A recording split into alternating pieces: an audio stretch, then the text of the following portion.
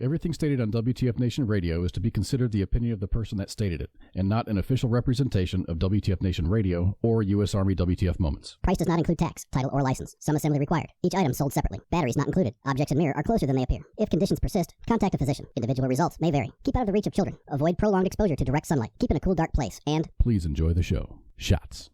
Broadcasting live from the basement of the Pentagon. This is WTF Nation Radio. The name's Yukon Cornelius, the greatest prospector in the North. Taco, I love fucking tacos. The menu says 3, but I order quattro. Ready, belly, hungry, yummy, keep it yummy. I prefer flour tortilla, I don't like them crunchy. Nah, you better get up on your fucking ethnic food groups, you feel me? What we think. Welcome to Saturday Night Savagery. It's your boy Jay Reddy, and I got my right-hand man Pookie with me, the finest beard in the South.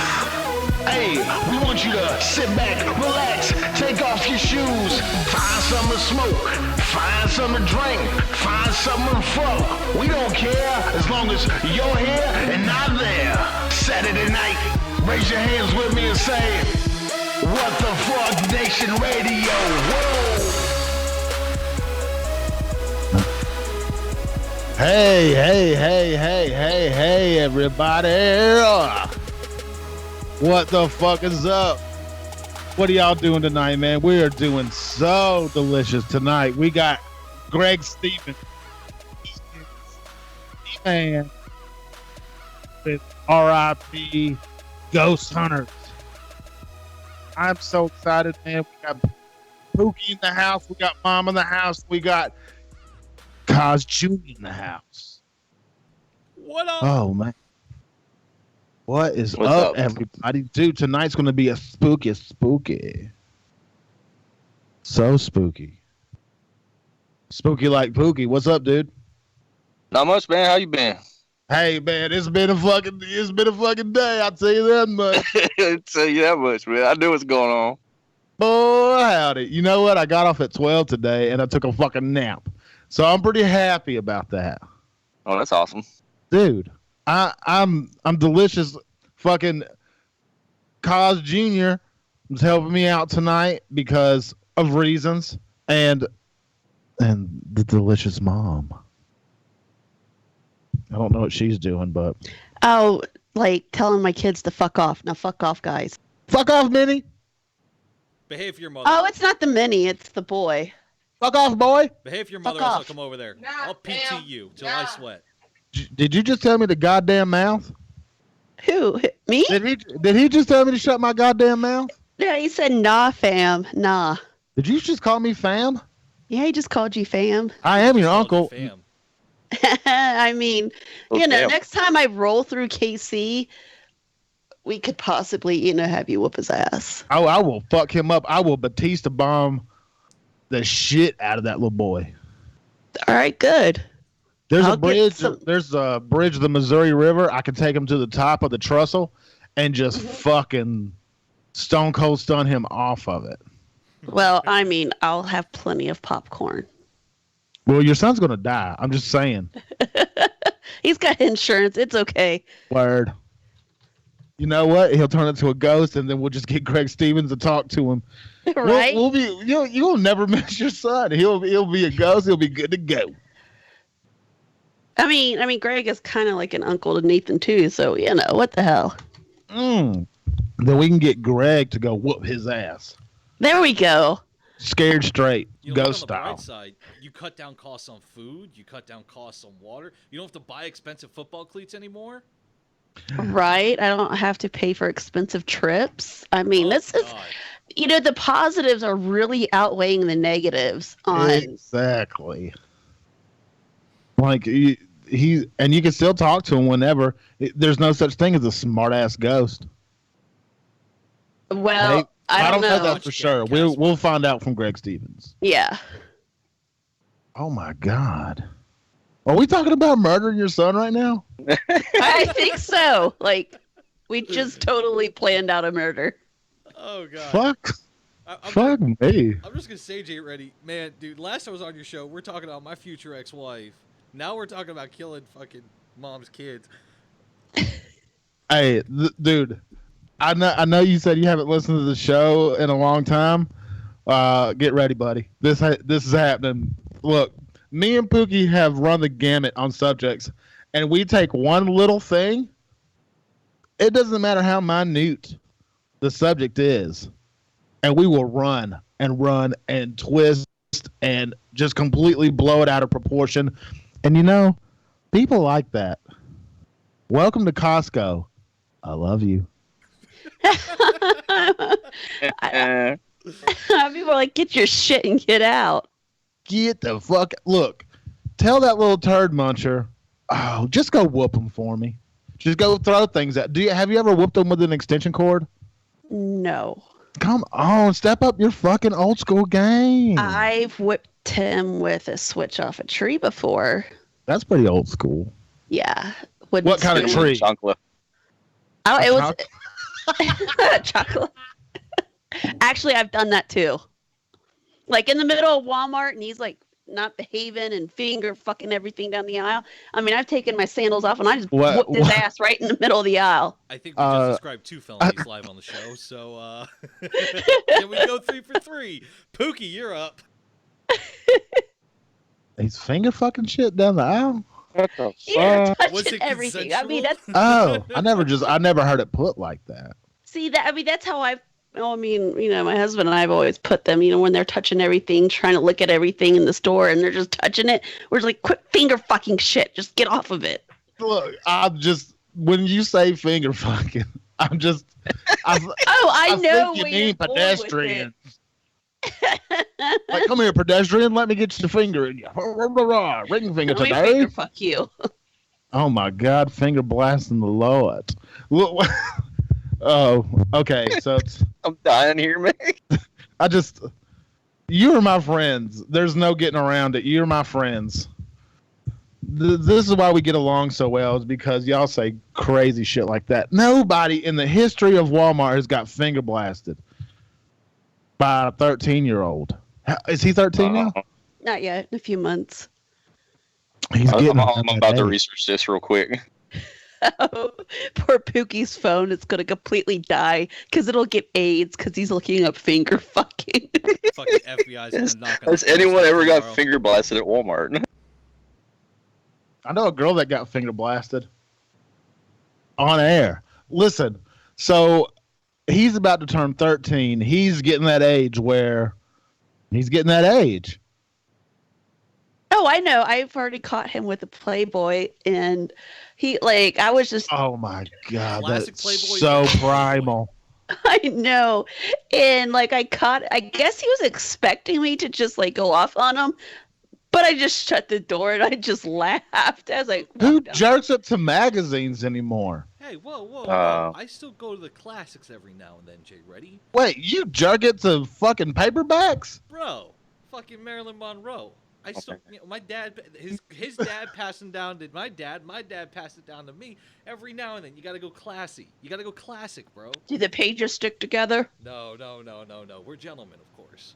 You just described a legacy stroke. Legacy It's stroke. the legacy wank, all right? It's the legacy wank. Gross. I was like, what are we in a desert, man? We're in a sandbox? Like, your granddaddy and your daddy jacked it, slow stroked it, gave himself the reverse Rothschild, the finger for exploration, to that magazine in that same spiritual airspace as you pulled your boner out and whacked it to old Double M, Eminem. Listen. If myself, my dad, and my granddaddy were in the same room, and this beautiful blonde walked in, and we were all single men, free for the taking, sure as shit, I'd go first because I'm the youngest. I would take the most time. But bam, they'd be right behind me. It's not a big deal. We got similar tastes, man. I inherited some good genes here, and some good jackets, and some great magazines. I'm confused as fuck right now, man. I don't know what's more disturbing, like last night talking about lighting up weed tampons or this. What? Jesus fucking Oh Christ. my God. Oh man. Well, I've never jacked it. Actually, does this count? I have laid in the biblical sense with a woman that my brother has, but that makes us Eskimo brothers.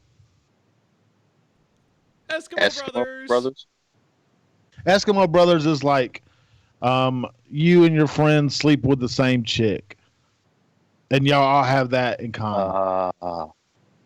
But like me and my actual blood brother slept with the same chick, but 10 years later. Like she ended up being one of my teachers, my professors.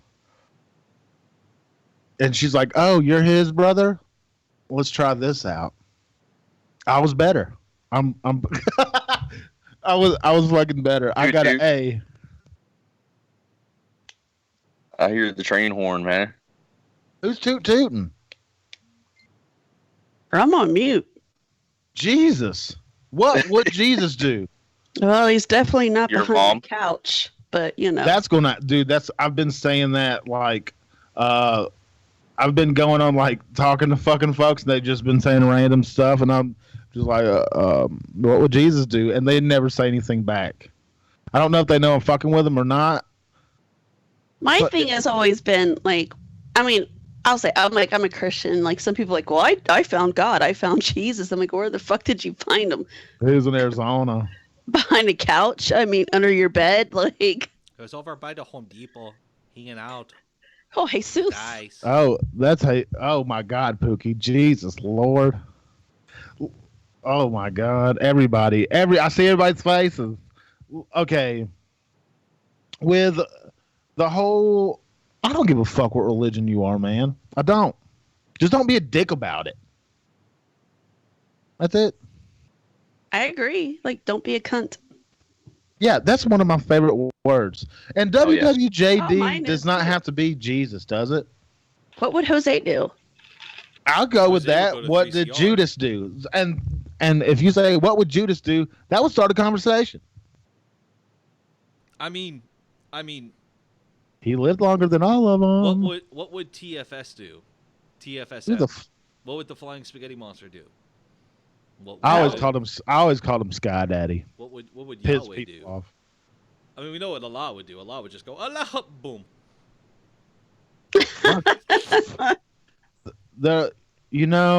We might be just genetically engineered by aliens, I hope and they so. just play tricks on us.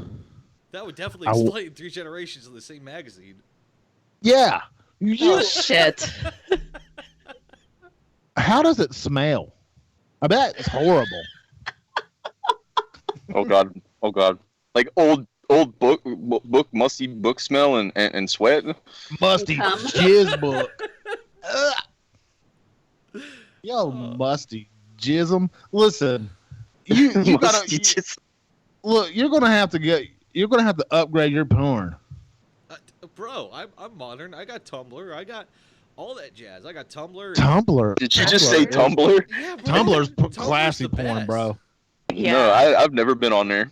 Go on. Oh my Tumblr. God, you're missing out. You're missing Step out it so up. much porn. I got Pornhub. I'm happy with that. Fuck that. That Right, uses too many bro. gigabytes. Use Tumblr. There is some erotically black and white, sexually active, sexually charged, beautiful gifs on there. And there's dude, it goes hard. I'm telling you, straight up. Tumblr is, if you want porn classy, non-gross, like birthing porn, or that crazy shit you find on Pornhub, just Tumblr's got.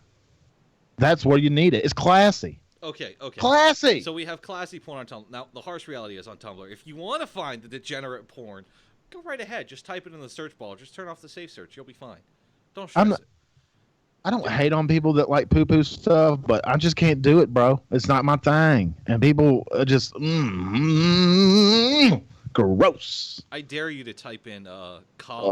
book rule 34 No. and see what happens. So you're daring us to type up stuff and search stuff. So the other day, Thursday, we were on our way back from the boys' football practice, and Minnie was like, "Hey, how can you trust what gym was it? Planet Fitness if they can't start their sentences with a capitalization?" And then right after that, he doesn't skip a beat. The boy goes, "Whatever you do, just do not look up Blue Waffle." And he did it. We already know. Oh, we know he did. And I was like, "How the fuck do you know about the Blue Waffle?"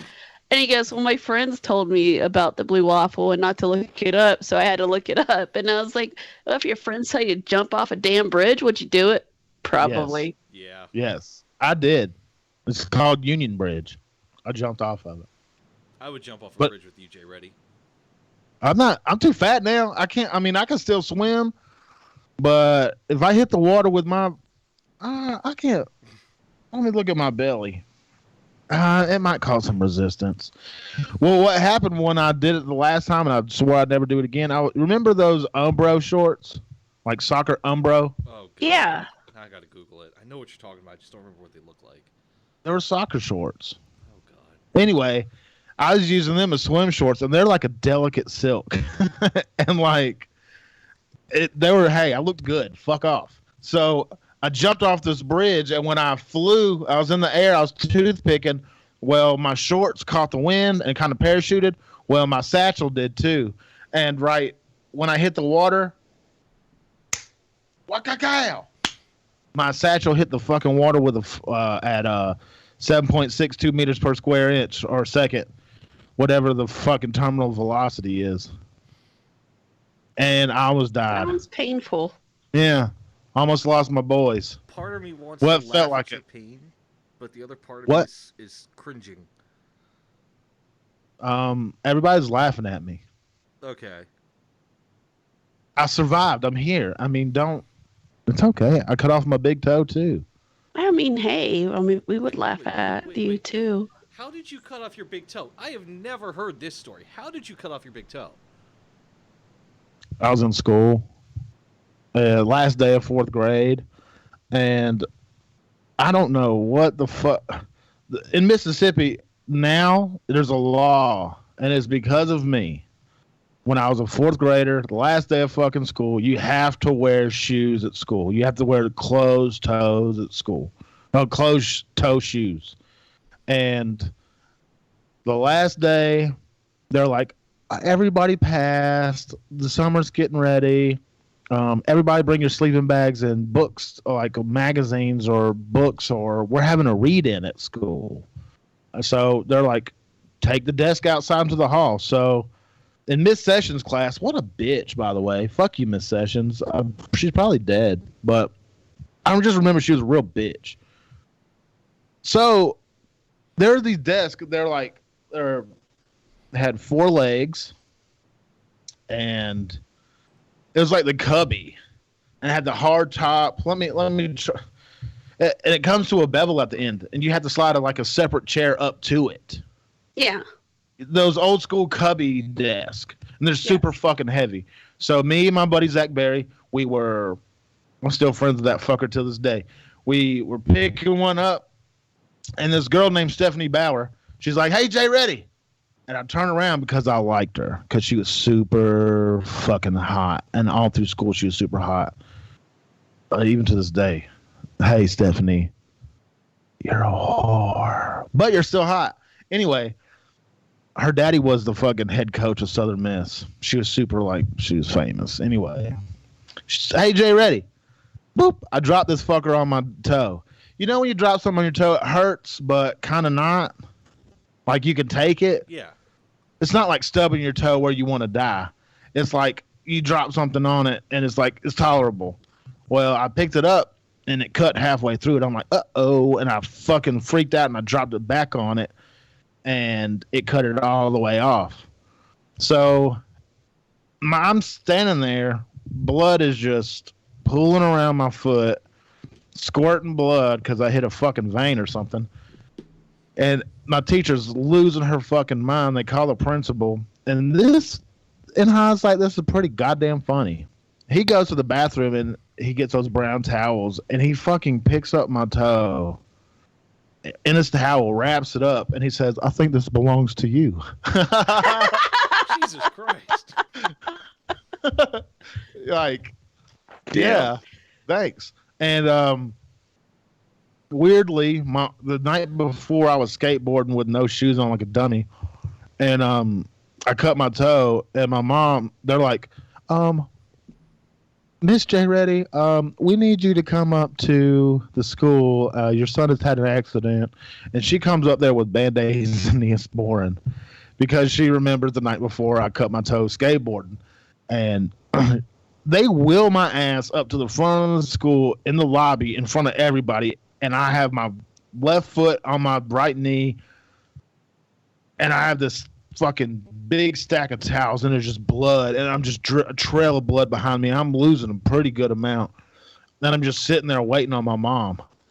And she walks in and she's like, what the fuck? She loses her mind. And she's like, why the fuck didn't y'all call 911, you stupid fucks? He's bleeding out. And like she hauls ass, calls the police on the way to the hospital, like, hey, my son's fucking bleeding out. Let's go. And we haul ass and get my toe sewn back on, and I'll read a Batman comic book while I'm getting my toe sewn back on. And then she sues them for the doctor bill and damages. My parents sued the school when I was in elementary school. I was in a school bus accident. I was thrown out of my seat at 55 miles an hour, and like I landed straight on my ass, crushed my tailbone.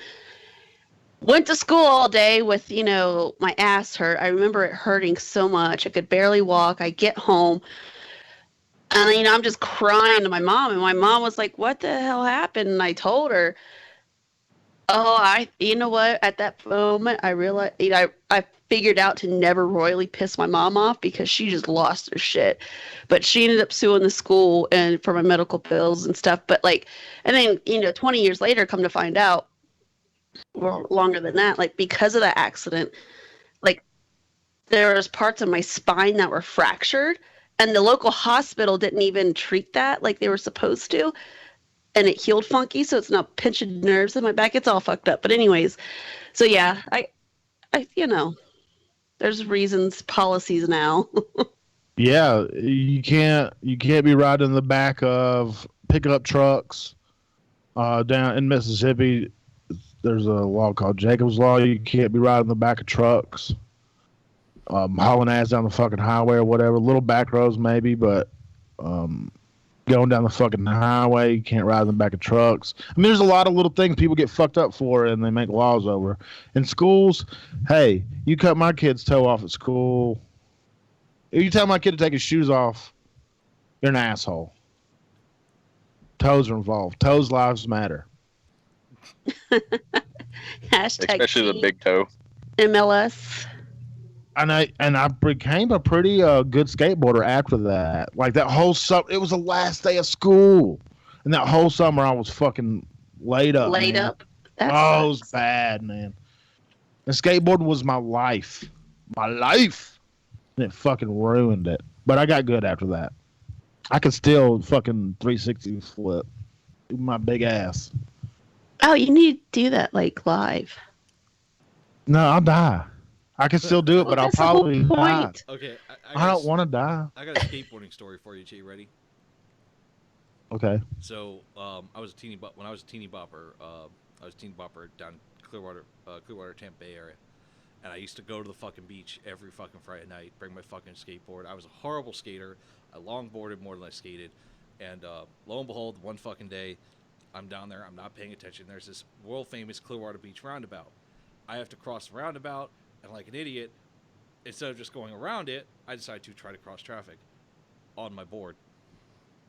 And oh shit. Yeah, my dumbass crosses traffic, gets to the center point, fine. Crosses again, fine. Start cruising into the parking lot I was aiming for, and I hit a car, and not just any car. I hit a Clearwater Police Department car. Oh. Oh. And I busted up my wrist pretty bad. And the cops jump out. I was like, "You okay?" "Yeah, I'm fine." "Hey, watch where you're going. Not a problem." "Are you sure you're okay?" "Yeah, I'm fine." And lo and behold, about 2 weeks later, I run into the same cops. And like, "What's going on? Your wrist is all mangled." And like my hand's doing like this thing, and I can't stop it from doing this. And like, I wish I could show you guys on the show, but it's stuck like this. I'm like, "I don't know what happened. Ever since I hit your car, man, that was the best hospital stay ever." They took me to the hospital. Wow. I stayed there for 2 weeks, and they fixed it. It was great. Everything was paid for. I got the best food ever. Damn, dude. Yeah, I did a massive acid drop one time on a skateboard, and I splintered the board in half, and I got a splinter in my chode. Your chode? Yeah, in the chode. Who yanked it out? I did. I was gonna say your mom. No, I just reached down and just pulled it out. I was good. I was in there a good, maybe like a half inch, man. It hurt like hell, dude. Oh, I bet it did. I mean, I don't think that would be like, hey, this was, really pleasant, and, pleasantly feeling. What? Ow. Pleasantly feeling. A splinter halfway up his fucking balls. Or dick or whatever. Oh, Lord Jesus, Lord. Right there, splinter in your nutsack. It missed the satchel and missed the asshole. It was just right in between. It was awesome. Oh, my goodness. Dude. I never had anything crazy happen to my junk. I mean, I sprained my wang one time on a fat girl, but nothing really major has ever happened down there. In my chode, I would freak out. Oh my God. If it had anything to do with my testes, I would lose my shit. Well, recently I was in the hospital and I showed you guys. My current wife sent me the ER once for something like that. It was not a fun experience. Junior, check ops. Word. So I thought I had a testicular torsion recently. That freaked me all the way out. Like, that means your nut does a little skedaddle turn in your satchel. It's terrifying. And they would have to remove it, but they didn't remove it. Because of reasons. So I want tonight is going to be that was a horrible segue. Look at my camera, Cause Junior. I'm tracking, brother. You see this little guy right here? Yeah, it's maxed, brother. Oh, fuck, that's not good. I guess I'll just lean in close to the microphone like this. Yeah, that sounds great. Oh yeah. So tonight, Greg Stevens, and we're gonna go spooky tonight. I want to hear fucking crazy ghost stories. Carl Jr. is at the ready for calls. If he doesn't take your call as soon as you fucking initially get it, he will call you back. So if you get a fucking unknown number, you'll get a call back and just answer it. Okay, that's could happen. But tonight we're going on ghost stories, and Mom left the fucking room. Well, she's back. Let's see if she puts her earphone. Mom, Mother, Mama. Mom. What? Okay. What do we got to give away tonight? Oh shit. I will take your pick from. Oh, let's see. We have T-shirts, books. We got T-shirts, books. Look, okay, we're gonna. She might, if I ask politely, make me a small list. And we'll give you an option of what you want for a prize tonight. But I want to hear the best fucking ghost story. Well, Greg Stevens is going to give me probably the best one, to be honest with you, because he goes hunts for these motherfuckers. But tonight, I want to hear your best ghost story. Oh, Josh Markham. Look, this is my home. Let me tell you this fucking thing that we used to do, right? This is my homeboy. He just joined on Facebook Live. It just reminded me. So check this shit out. Me, Josh Markham, Zach Berry, and Fat James. I think it was Fat James. I don't know. So by Josh Markham's house, there's this old plantation house. Like, it's fucking way back in the woods. It's terrifying as fuck. And there is a coffin in this bitch in the back room. I will never fucking forget it. And it's all boarded up and everything. And when you think of fucking haunted houses in the middle of nowhere, you think it's like, it's the scariest shit ever. So we had this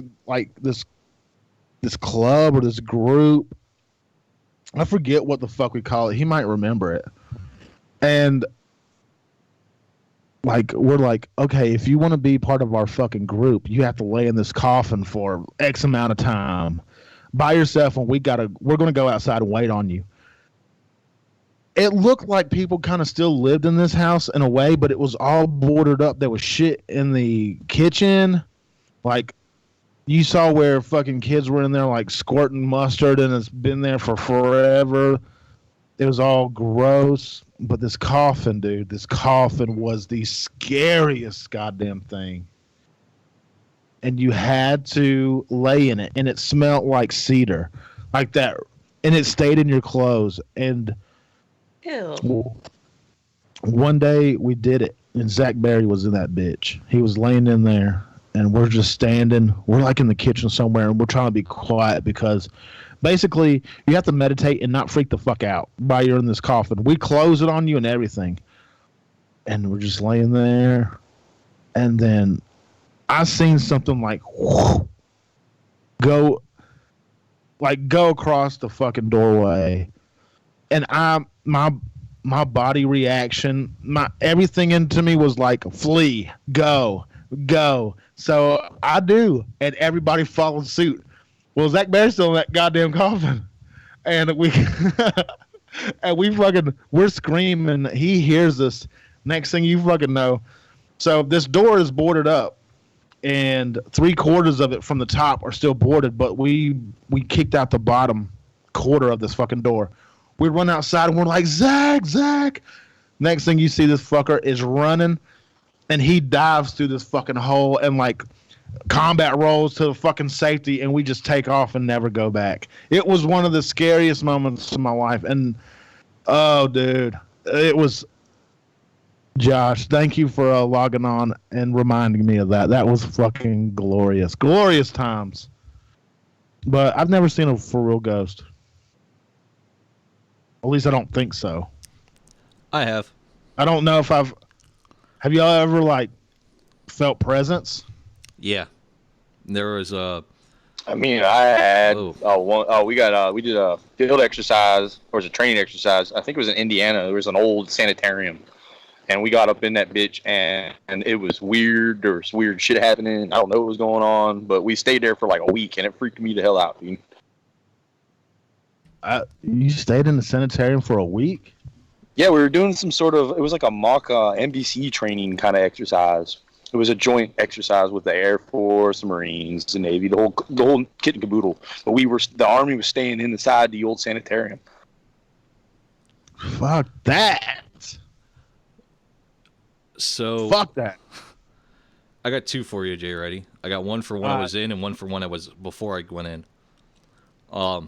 Before I went in, when I was a fucking teeny bopper again, we used to go to the fucking haunted locations throughout all of Tampa Bay.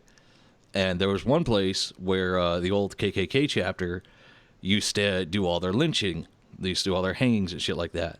And of course, me and my dumbass friends decided that's a great place to see if we can go talk to anybody. Go out there, and we fucking sit in a circle, and one of my friends gets the bright idea to bring some old English 40s.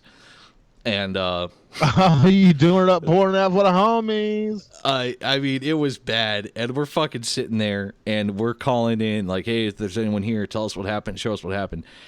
And the guy who was like our quote unquote leader, fucking, the guy's like, all right, fuck it, nothing's happened, I'm gonna go take a piss. He takes like 10 steps away, stops, and I hear the most blood curdling screams. We all look towards him, and we see like 6 or 7 fucking bodies just like hanging off this tree where they used to do all the lynching off of. Like ghost bodies? Yeah, like we fucking deuced out of there so hard, and as we're running the fuck out of this place, there was like 4 or 5 real people that were like just dressed up in fucking like the old school fucking plague doctor masks. It's like, don't fucking come back here. We fucking left. We were gone. That's like one of the best ones I've ever heard. And then when I got to Fort Campbell, I went out to the back 40 one weekend with a couple of the guys. No training or nothing. We just went out there. We were gonna go, just hang out, do a barbecue, have some fun at one of the little fishing areas they had. And bring the kids, bring the wives. And as we're out there, we decide, we can stay a little bit while it gets dark. And we knew where people were training. We made sure we took note of where people were training so our paths wouldn't cross or anything. And lo and behold, middle of the fucking night, it's like 8 or 9 o'clock. It got dark. It was a nice November night. And we fucking hear crunching and crackling. And one of my bros got fucking slashed in the arm. And we're standing in the middle of this open clearing with a nice little mini fire going in one of those little fake little charcoal pits that they have at like picnic stations.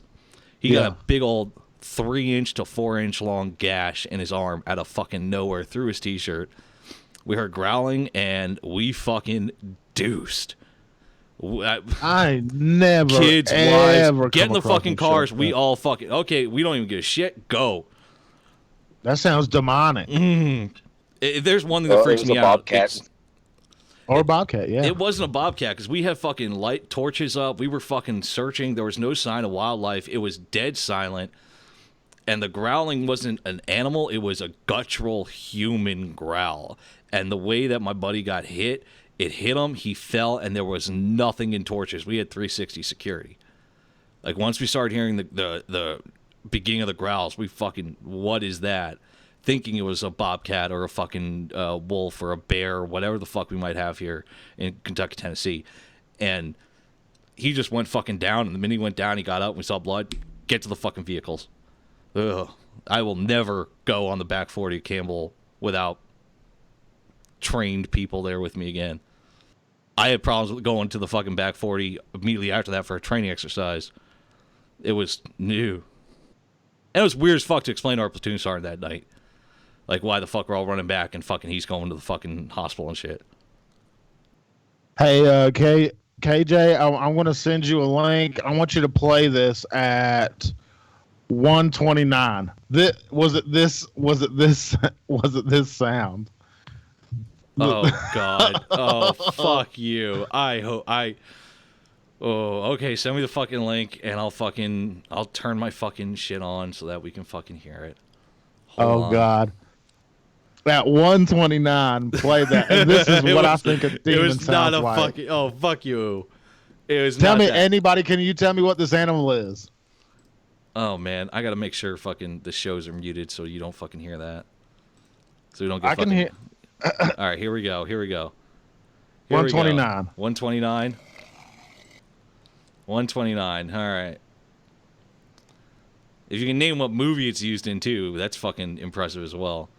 We'll start at 125. Turn that shit up. All right, here we go.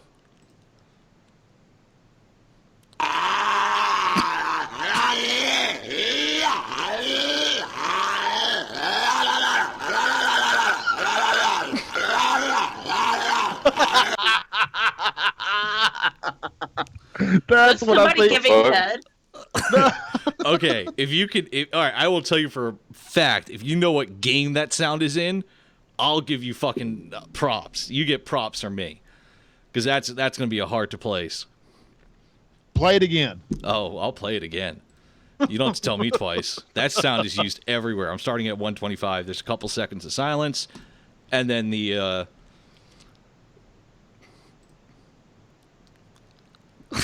this fucking sound.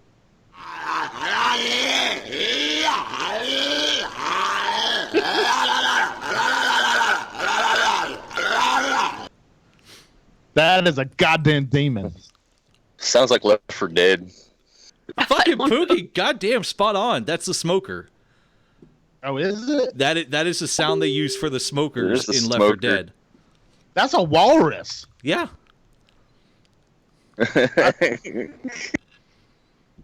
Like I was. That's like, actually me jacking off on a porta john. The Pornhub, right? You know, he found that on Pornhub. No, he it's on found that on YouTube. Tumblr. Oh. Dude, that like when I hear that, I'm like, I like to play it randomly, have it as my ringtone. You want to hear some fucked up shit? You want to hear? That's I what have the I body of a imagine pig? a demon sounds like. You want to hear a demon? I have the body of a pig. Yeah. Not a body of a pig, like Yeah. slapping it. Like bacon? No, it's a fucked up. Okay, so these guys were doing a fucking EVP, and they found this fucking. They were taking pictures in this fucking crematorium, and a demonic spirit sits there, and you hear like, "I have the body of a pig." Oh, oh, oh, and it's For real? fucked up. Yeah, you want to hear it? Yeah, Fuck yeah! It's Halloween. We're in the it's that time of the year. we're EVPing it up tonight anyway. Here we go. All right, this is completely unedited, Molested. and then it'll go to slow. It'll be play just the audio, and then it'll just play a slower version. Here we go. Did you hear I it? heard a little bit in the background. All right, here we go. You can barely hear it. This is with processing. Whoa. Yeah.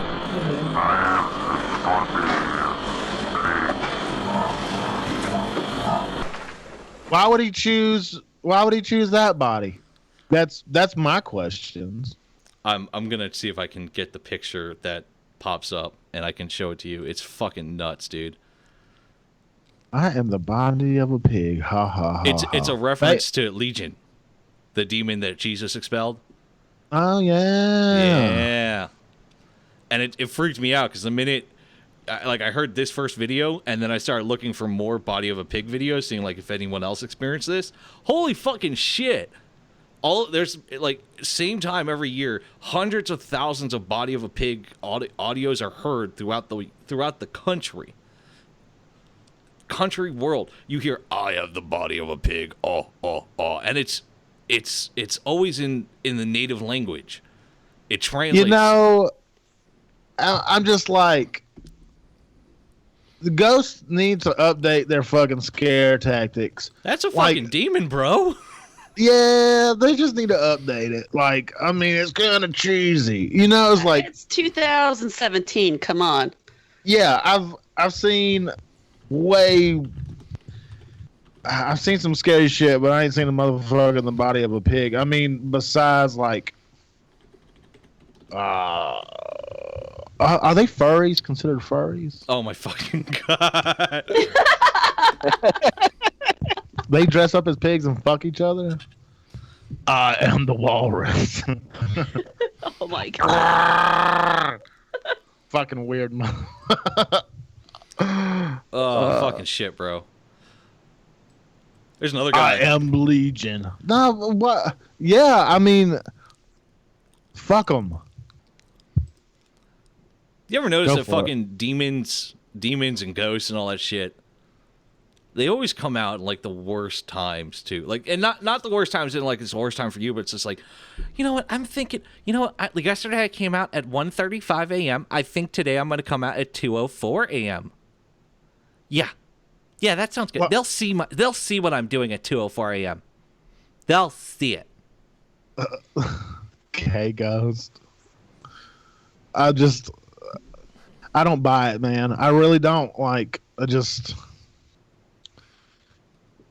if I'm put in that position, if you put me in a dark fucking house, a dark room, a dark, scary old fucking place, my mind will play tricks on me. I don't know if I saw that fucker go across a doorway or whatever. I don't know if it's for real, but I was just scared because I didn't know what the fuck it was. But if I hear something going, I am a pig. Fuck. Oink, oink, oink. Okay. Just eat my bacon. What the fuck was that? Oh, is your computer possessed? I don't know what that was. That was nothing of mine. Your computer got the swine flu. Get it? Don't you fucking say that shit. I was thinking you're at Comfort Farms. All I know is I'm about to curse out D-Max. You sent me fucking... Okay, so I saw that movie, It, right? And good movie. Great fucking movie. Both of them were great. But that fucking Pennywise dancing moment where he's sitting there, he's just like... Yeah, that's terrifying. It's terrifying. And it stayed with me in my dreams after I saw it on Wednesday night, again, for like the 4th time. So, of course, what has D-Max and fucking Pookie and everyone been fucking posting me ever since I said something on Thursday? Fucking Pennywise gifs. With the Forrest Gump one where he's waving the arm? No, where he's just like fucking... Just like doing that little dance with fire behind him. I love it. Oh, and Pookie, your GIF is still stuck on my computer. I can't take it off. I don't know what you did, but it's stuck. Are you calling it peanut butter like Jif? Yeah, that's what I'm saying. Like, let's have this conversation.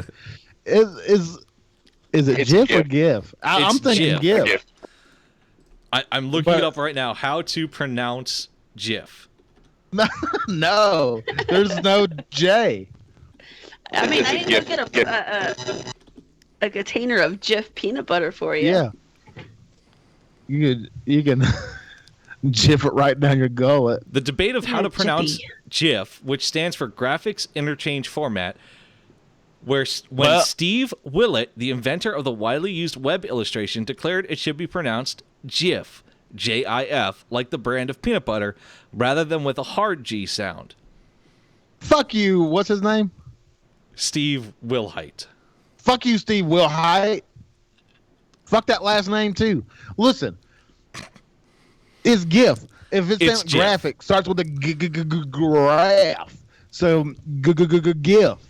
GIF. J ready. It's not Jaffix. It's GIF. It's pronounced GIF. Fuck that guy. You know, I was kind of thinking it's a good thing we just don't call them Steves, like, because all those, like, I guess, GIF, like, competitions, hey, you know, post your best Steve of explaining your unit in the army or your dance moves, you know what I mean? Show me your Steve. Yeah, show me your Steve. Gross. That's pretty gross, to be honest with you. Hey, Pookie, show me your Steve, please. If anybody asks me that, I'm just gonna pull out my fucking nut. It's just like, you're gonna see my wang, man. Yeah, it's like, hey, I'm gonna show you my Steve, guys. Hey, bro, throw your Steve out on the table. No. All right. We're throwing Steve's out on the table. Is there a ghost named Steve? What? Is there a ghost named Steve? Is there a ghost named Minecraft Steve? guy's named Steve, ain't it? Yeah, Minecraft guy's named Steve. And then there's Steve from Blue's Clues. Steve Jobs. Wait, these ain't ghosts. Oh. They're ghosts of our childhood. Yeah. Steve Gonzalez. He's a ghost hunter. He's not the best one in the world.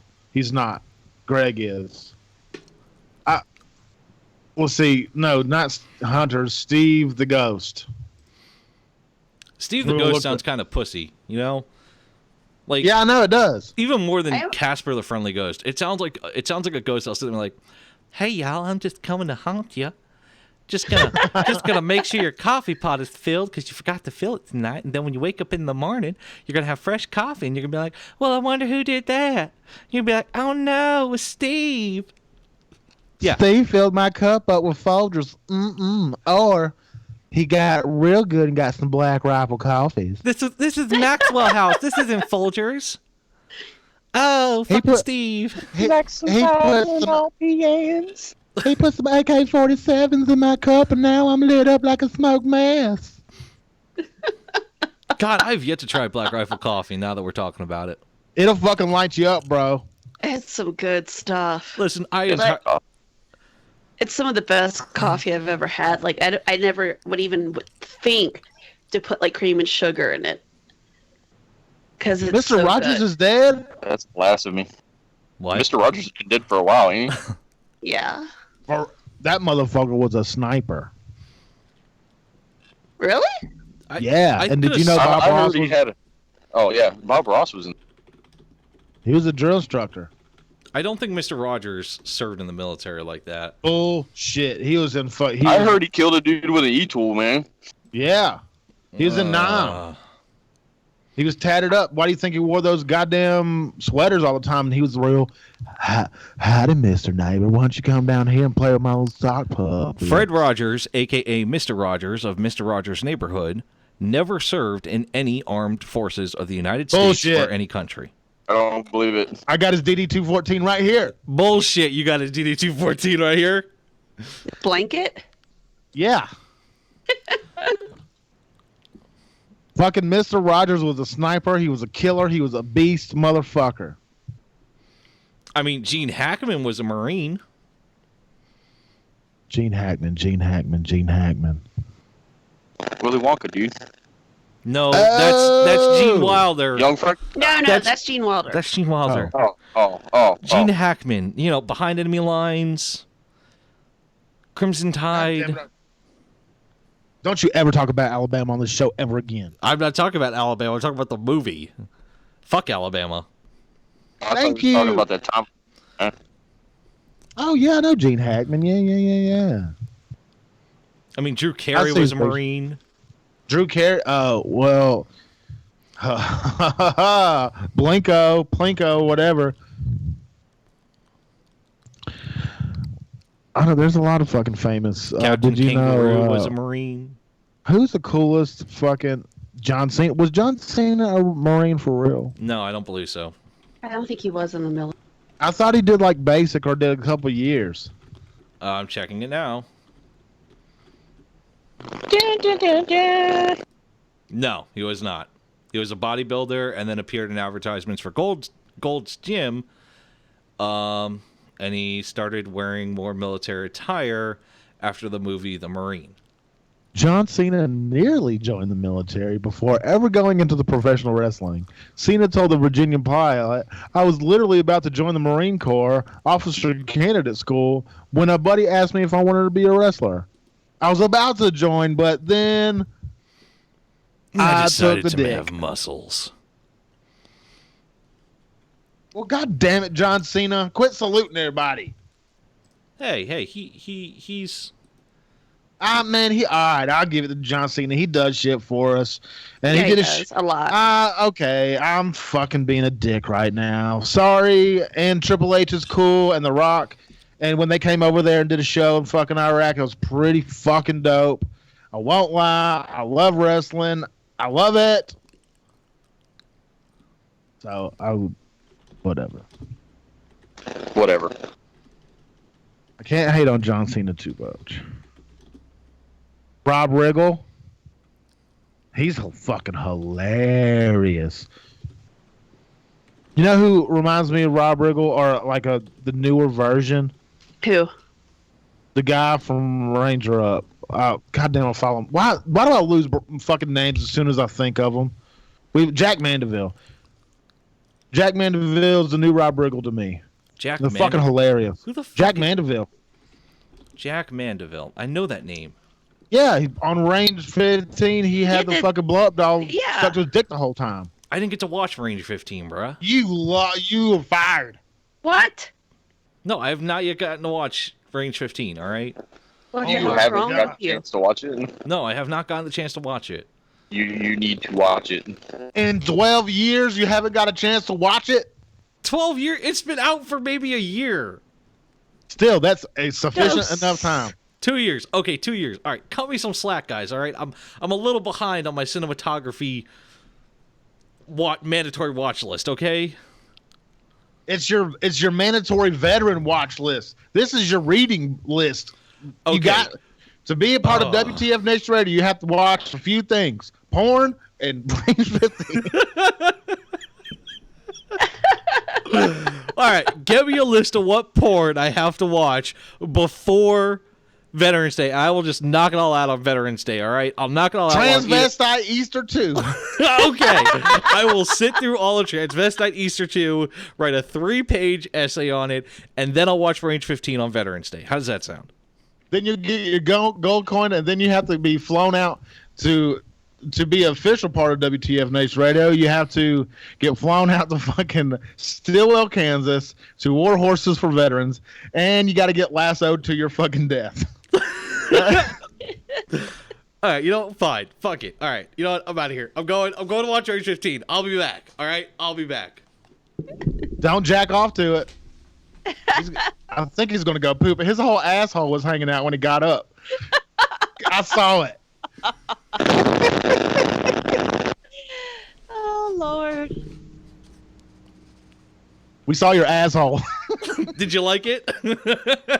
I'm blinded. I can't see now. It was bleached.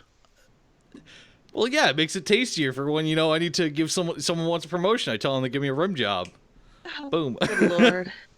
Gross. I mean, I did run my own business before I did this, so, you know, I had to have a good promotion system. You did airsoft. No, we're not bringing that shit up. No. Why not?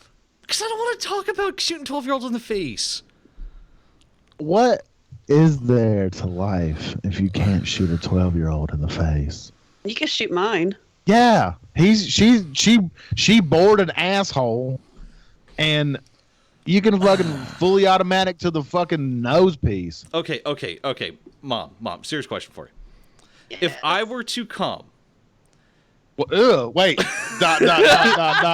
Jay, ready? Oh, wow. You left that open way too long. That's going to be a sound clip. That's going to be a sound clip. To visit at some point, and I brought my airsoft guns, would you think it is fair and sporting that I give him one, and I take one, and I tell him, listen, we have the same amount of rounds.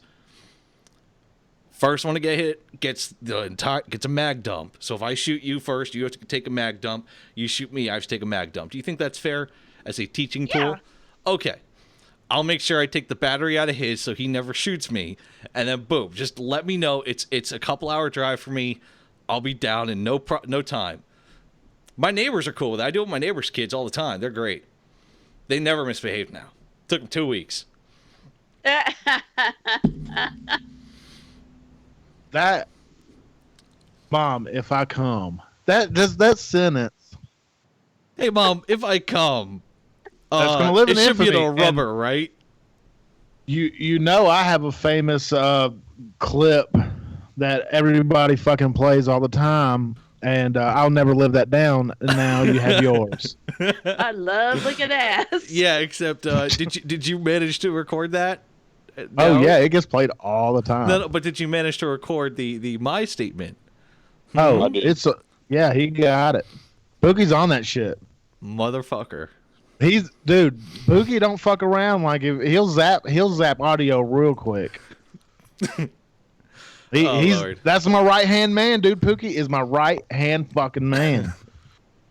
He's on his shit, man.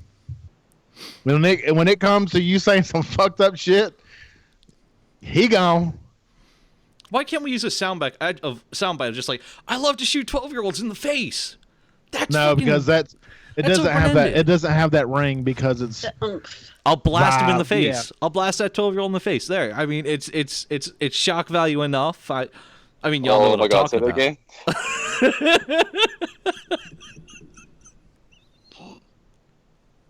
Dude. Do you know what they say when you dig yourself deep enough, you just gotta keep digging, man. Hey man, I will not stop till I hit fucking China, or I get a knock on the door from the FBI. So this is how this clip is going to go. It's like, hey Mom, what if I come? I'm not going to stop digging till I get to your China. That's fucking awesome. That's perfect. It's happening, dude. I can't breathe. Well, and then add that to the end of it. I can't breathe. I can't breathe in your China. Well, hey, this is what we do, KJ. We're professionals at this shit. I'm not stopping until I dig. Oh, Range 15 is on Amazon. Huh. It's everywhere, bro. Solar movie. Why does Rocco look like he just jumped the border? Because he's started a new movie. Okay, you know what? I don't... I'm asking questions I don't want the answer to. Okay, I guess I'll just order it and get yelled at when my wife comes home. You know what they say. It's easier to ask for forgiveness than it is to ask for permission. Do you know how many Christmas presents I've bought for myself that I've had gift wrapped so that it says, love your wife, hand it to my wife, say, don't give this to me till Christmas.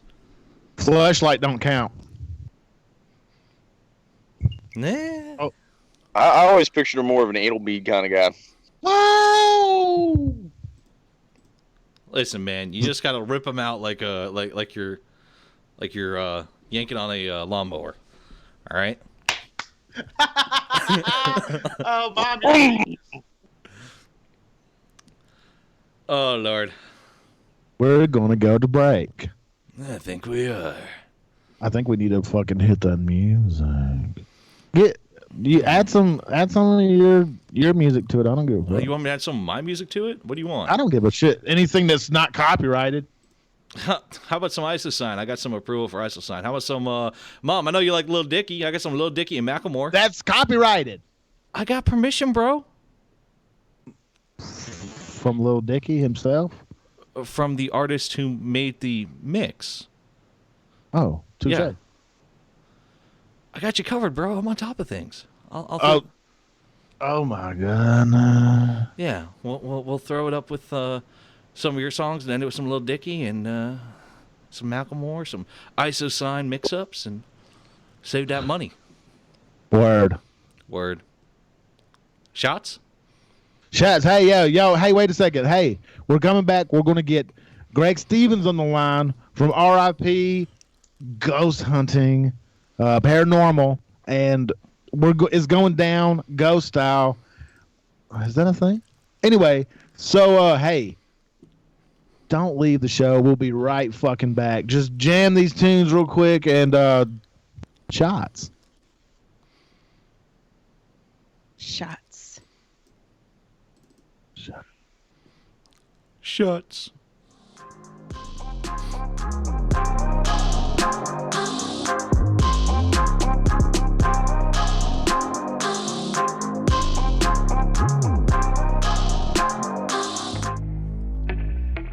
Hey. I just saw you over there looking at me.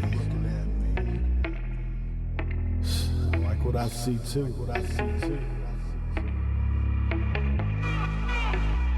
Fucking gorgeous. Come over here.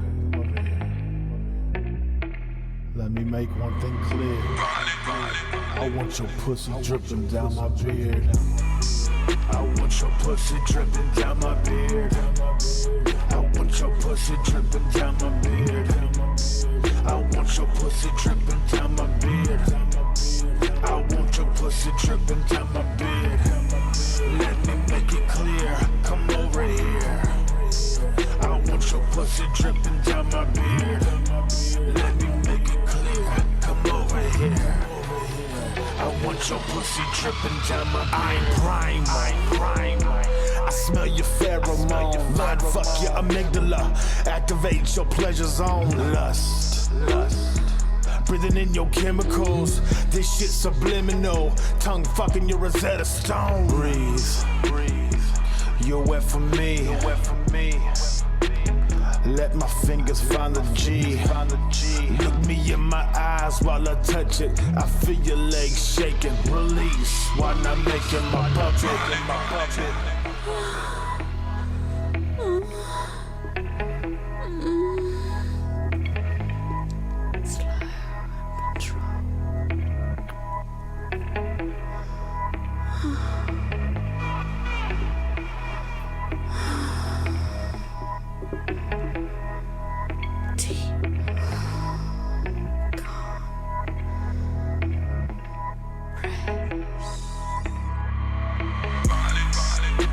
Your pussy dripping down my beard.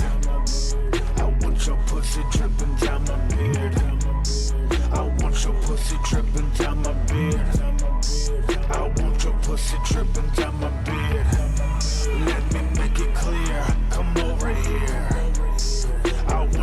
pussy dripping down my beard.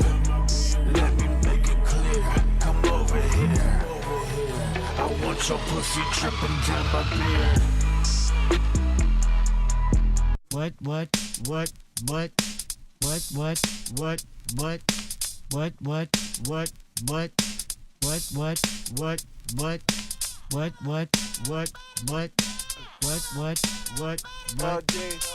AKA the independent variable. Trap good, I was serving up the whole tags. Only got $20 in my pocket. I'm hunting, looking for a come up. This is fucking awesome.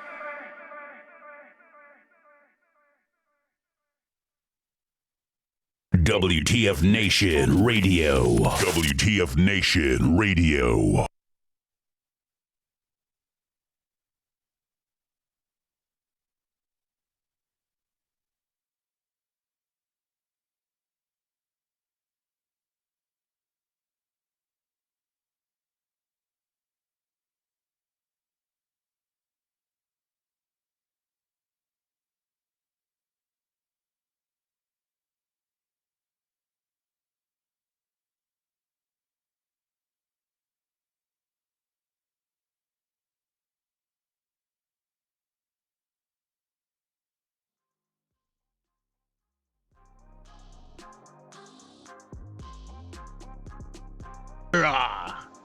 I'm so happy. I have a special guest. Right. And it is the one and only Greg Stevens. How you doing tonight, Greg? Hey. I cannot hear you. My engineer is being a turd. Oh my God. Hey KJ. What's up, Cut boss? that shit off, man. Cut that music it's off. off. It's off. No, it's not. Oh Lord. Winamp, you're killing me. Okay, there we go. Now, I'm sorry about that, Greg. I'm gonna have to teach this young buck how to fucking push buttons. He's doing good though. I ain't hating. Shit, man, what's up? What's going on, guys? Man, we're living the fucking dream. It's the best day of my life. We got a little hair on it, and we got you tonight talking about the paranormal, and everybody loves the fucking paranormal. Hell yeah, that's what I'm talking about. It freaks me out, to be honest with you. I want to believe in it, but I'll say it like this. I've never seen anything or heard anything or dealt with anything on the scary side of life like that. But the idea of it freaks me out. Yeah, it's. I like taking guys like you out on a investigation. So, and you get your own experience out of it. Oh my goodness, I don't know if I can. I don't know if I can handle that. Yeah, you can handle it. A lot of people say that, but they ended up having a pretty decent time. Because I won't take you out on a demonic type investigation. Get your feet wet. We'll start off like Like, let's see. I don't know. What's like down in Texas? What are the most famous places down in Texas that are like the hot spots? Oh man, here in Granbury, Texas, is pretty freaking hot. It's a hot spot. The whole town square is haunted. The old Granbury Opera House is story goes that John Wilkes Booth survived the killing in the barn and escaped all the way out here to Granbury. I can't even hear you. I can't even hear you at all, man. You're cutting in and out. Can you hear me now? Yeah.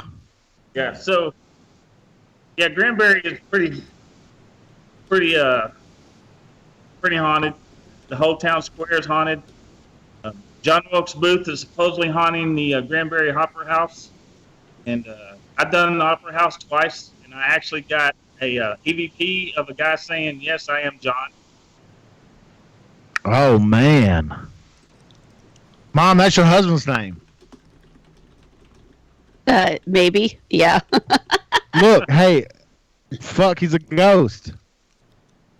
Well, damn it, where's my SGLI? That's fucked. That's fucked. I'm just kidding. Maybe he didn't pay into it. I'm like these.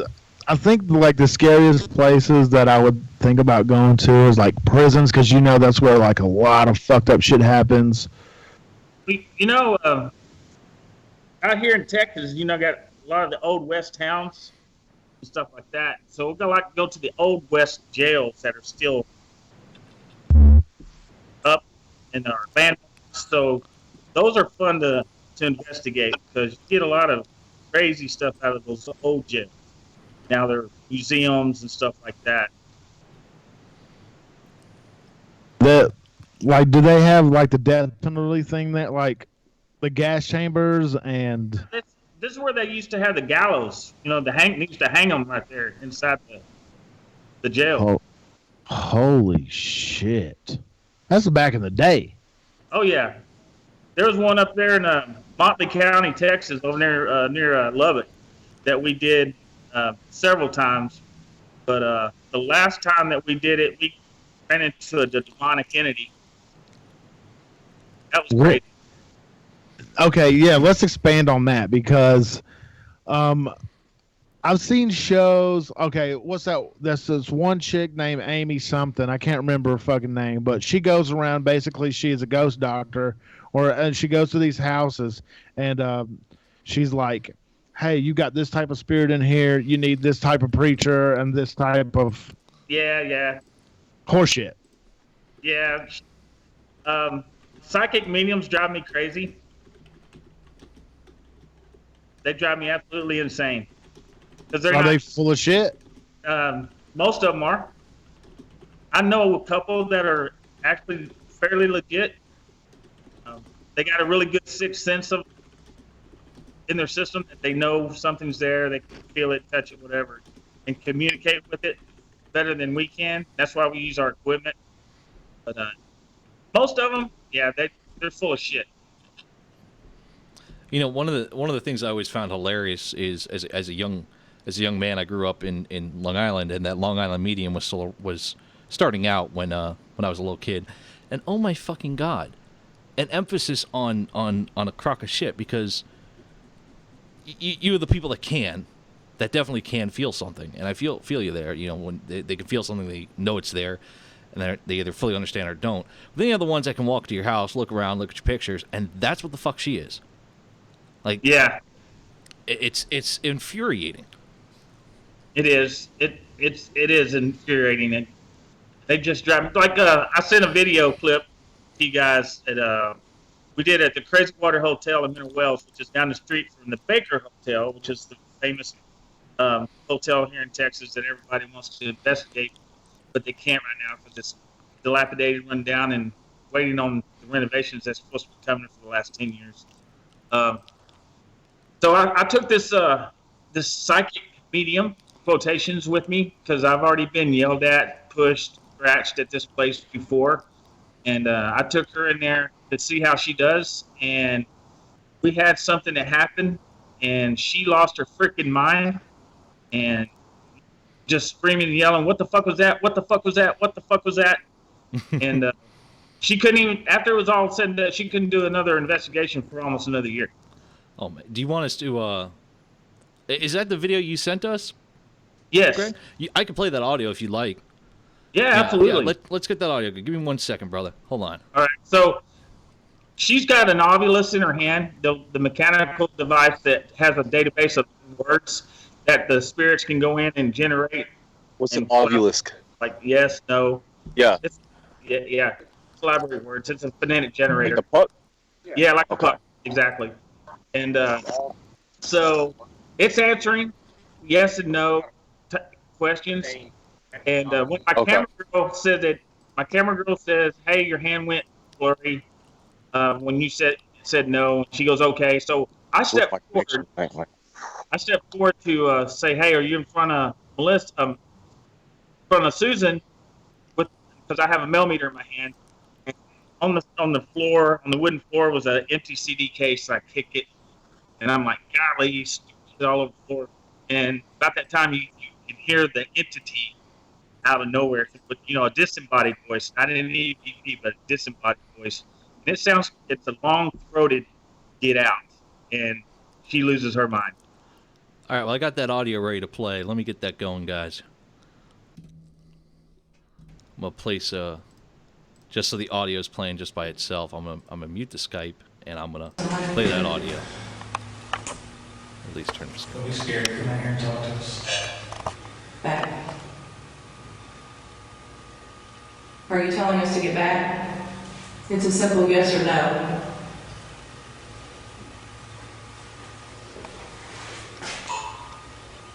No. No. Camera went blurry before you said no. On your hand. Okay. Me in front of Susan?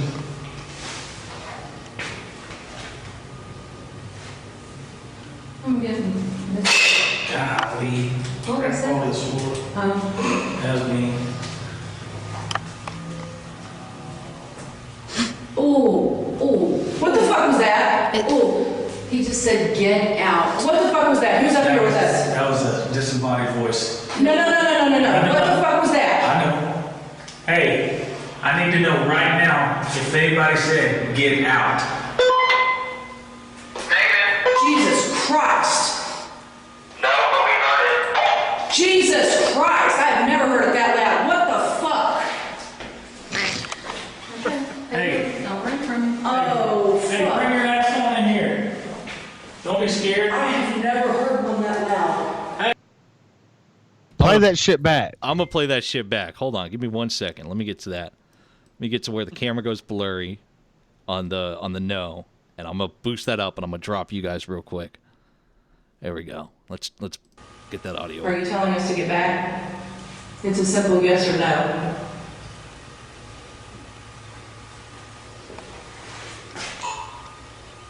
No. No, that's Ovulus. That was the Ovulus, and let's. Okay. Now we're gonna keep going, and we're gonna. I'm gonna boost that volume. I'm gonna do the same thing here with the sound. Boost the volume again so you can hear the get out. That's fucking nuts. Here we go. Camera went blurry before you said no. On your hand. Okay. Me in front of Susan?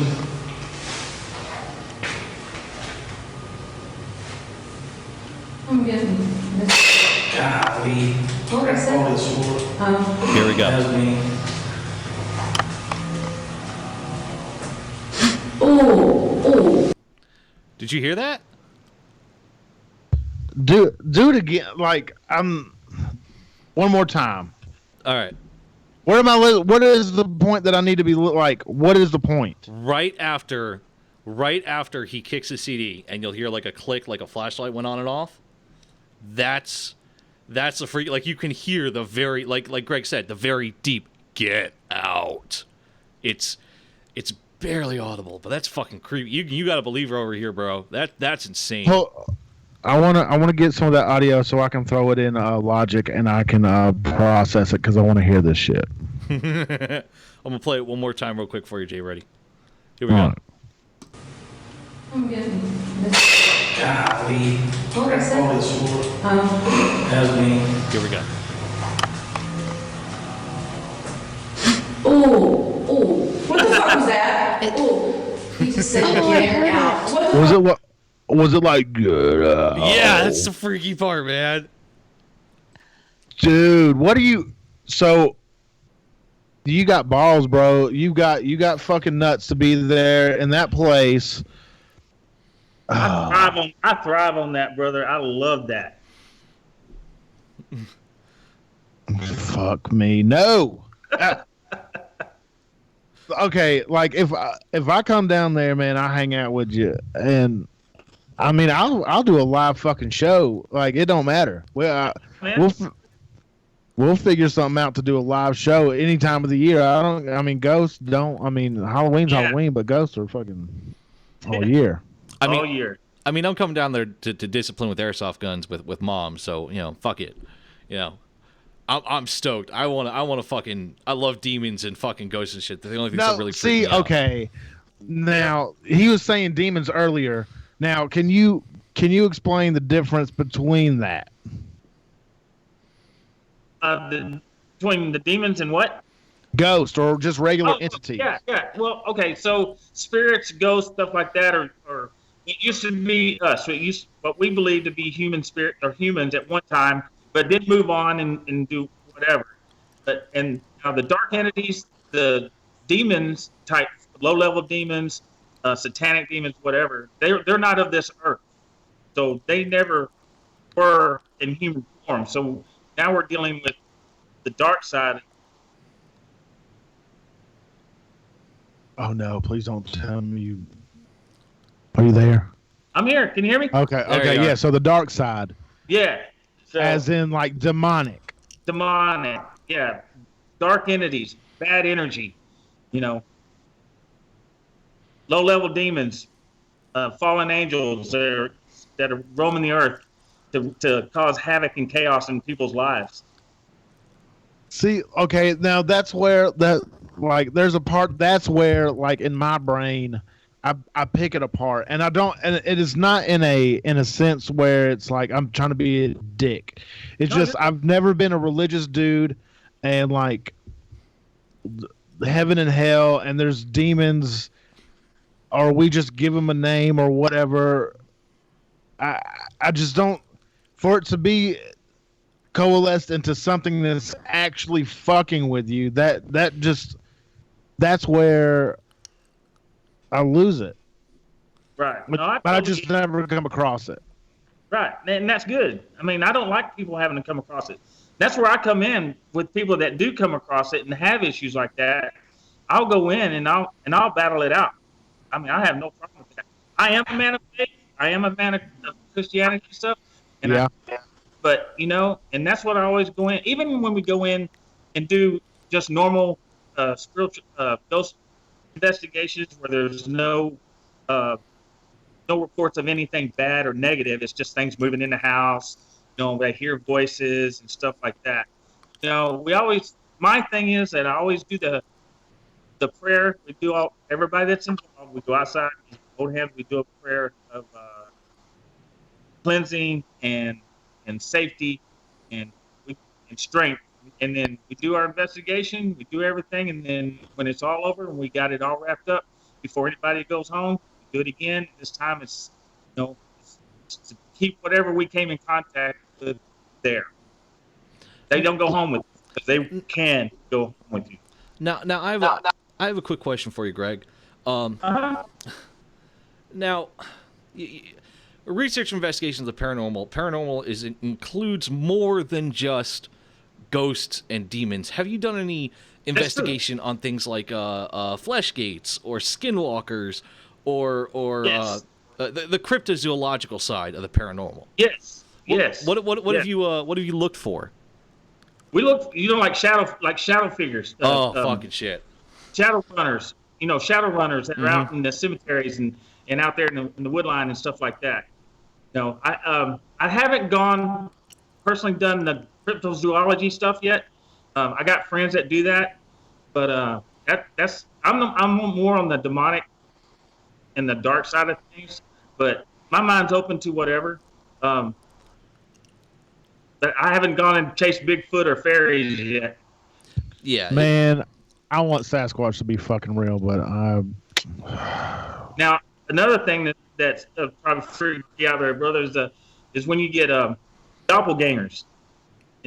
Flesh gates. Yeah, exactly. And those are ones I've dealt with as well. And those are always fun to do, actually, because it just kind of freaks everybody out. Do you get when you're around a flesh gate? Because I love studying cryptozoology. When you're around a flesh gate, do you smell that copper rust that you keep reading about? Fuck me. Yes, sir. Absolutely. And a lot of people don't understand what you're talking about. I don't. You want to explain it, Greg? Explain what a flesh gate is. No, go ahead. Oh, okay. Thanks. Flesh gates are very simple. They're a being, whereas like skinwalkers are based off of the Native American one that can transform into like a wolf or a bird or an eagle, whatever. Flesh gates are a being that takes over you. And they literally they'll skin you and they'll throw your skin on, and they have this really rusty copper smell, and it's real fucking weird. Like they kill you. Yeah. Well, that's what they say. They'll knock you out or something. Like, you know that rusty copper smell comes from blood. Yeah. Yeah. I think the most famous story came out of Australia, where a bunch of guys went from Sydney, went out into the outback, camped out for a couple of days, and they brought a flesh gate back home with them. And the guy keeps insisting, let's go back out. Let's go back out. Come on, let's go back out. I want to go back out. By the way, let's eat raw steaks. What? Yeah. So they're like The Thing? I know. More like it's a doppelganger. It's a doppelganger. It's one of those missing links. I understand that, but the movie, like The Thing, was kind of like that, wasn't it? Like it was taking over people's bodies and looking like them, kind of, but it wasn't them. It was The Thing genetically manipulated DNA. Men in Black, when the cockroach took over that guy's body, and he was like sugar water. Yeah, think that. Except it's over. It's not a cockroach. It's a giant fucking. Well, yeah. I got you now. It makes sense. So, Greg, what was your what was a holy shit moment for you? You were like, I fucked up. I haven't got one where I said I fucked up type one, but the one in the one I was telling you about, I'm starting to tell you about there in West Texas, at the old West Jail in Motley County, Texas, that we ran into a demonic spirit up there in the gallows, and that was an oh shit moment, but yeah, because we got the sulfur burning smell, and everything, and we were doing a investigation where we had a couple of reporters from the Ambulance Journal, and we had about like 7-8 people up there on the top floor, kind of in a semicircle, double arm intervals apart. And when this thing came out and all that smell, sulfur burning smell, I thought my partner at the time was walking toward me, because he's kind of a tall guy, and it was dark as shit. And as he got closer, I thought he was coming upon me because I was saying I got the sulfur smell. And I stuck my arm out. Stuck my arm out and I said, hey, dude, I'm right here. And it was like, okay, that's ice cold and I'm not touching nobody. And then the girl that was next to me goes, that's me, Greg. And I said, what's you? She goes, I have your arm. I said, you're not touching me. And all of a sudden she started retching, started dry heaving, and everything else, and so I was like, now I know what it was. So we had to grab her, take her downstairs, get her outside, get some air and shit. And dude, now that I have been totally into these paranormal shows and stuff, and I know they're all Hollywooded up and everything, but a common factor is that I do see is that when somebody gets really, really sick, and that's a real thing, right? That is a very real thing. That's another thing that happened up there in that we call the get out room. What he just played. We were just back there recently, just a month ago, and my investigator Karina, who's very sensitive, and she started getting sick. She started getting nauseous and everything else, and we got to get out again. It's not as audible, but we got it on all our recorders and everything else. And so, of course, I went after it. It's like, hey, why are you touching her? Why are you grabbing her? I didn't give you permission to touch anybody. Anybody you want to touch is going to have to be me and all this kind of stuff. And then we got all kinds of crap started happening. But I took the focus off of her and trying to get it on me type thing and got her out. And she started feeling better and stuff like that. But it's a very real thing. And a lot of times those things go after the ones that are not protected, or not strong in faith or whatever, and they'll go after the weak.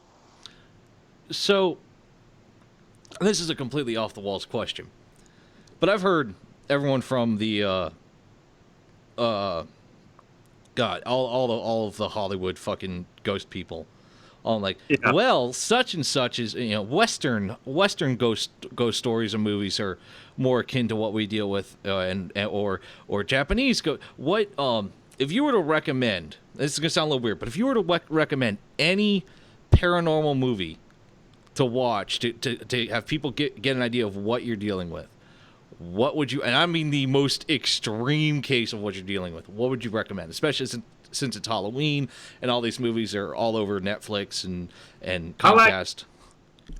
Okay, so I'm a realist at the same time when it comes to the paranormal field, and I've seen the Paranormal Activity movie and I've seen all that shit. They drive me absolutely insane. So I will absolutely tell you that The Exorcist is the real deal. Yeah, that's my shit. Well, I'm not going to sleep tonight. Great Thank you, movie. Greg. I'm just going to go cry in a corner and stay up. Greg, we had this conversation last night. Me and Ice did. And that shit right there, like possession, that gets me off. Like I like that movie Insidious. No. Yeah, Insidious is good. Insidious is good. But you know what? I've been oppressed. I've been oppressed. I've not been, where I need to get exercise or anything like that. I've been oppressed. I mean, my weakness is children. So we were doing an investigation at this house one time, and so I was up in between the children's room and the hallway, and I was starting to feel it, and I should have left, but I wanted to try to see what I can get out of it. And man, this thing took me to my knees, man. And my team had to come get me and get me out of there. And you got to know what you're doing. That's like I tell everybody when we did the Paranormal Expo a couple weeks ago here in Granbury, and I was one of the speakers. Because I could tell, it's like everybody likes to be a ghost hunter. Everybody wants to do like they do in the TV shows. Man, you can't do that. I mean, you got to know what you're doing, dude. Because I mean, that shit will absolutely take over. It will absolutely take over. I've been told before that doing this job is kind of like, if you don't know what you're doing, it's kind of like with putting a baby around a rattlesnake. If you don't know what you're doing, you're gonna get bit, and you're gonna get hurt real bad. Right, that's true. Now I will tell you a quick story. My son, is this better, by the way, Mama? Oh, hey, you sound good, bro. Okay. So my son was 82nd Airborne and went to Afghanistan, did all that good stuff. But when he was 16 years old doing this stuff with me, he thought he was Zach Bagans. Yeah. Come get me, take me, this, that, and the other. Well, I used to get onto him all the time and say, you need to knock that crap off, because you're going to get attached. Something's going to get you. And it did. And for a month, I was having problems with this kid. And at one point, we got physical with each other, and I bounced his face off my knee. And I kind of thought it might have been that, but at the same time, being a 16-year-old jock, baseball jock, and everything else, attitude kind of thing was kicking in.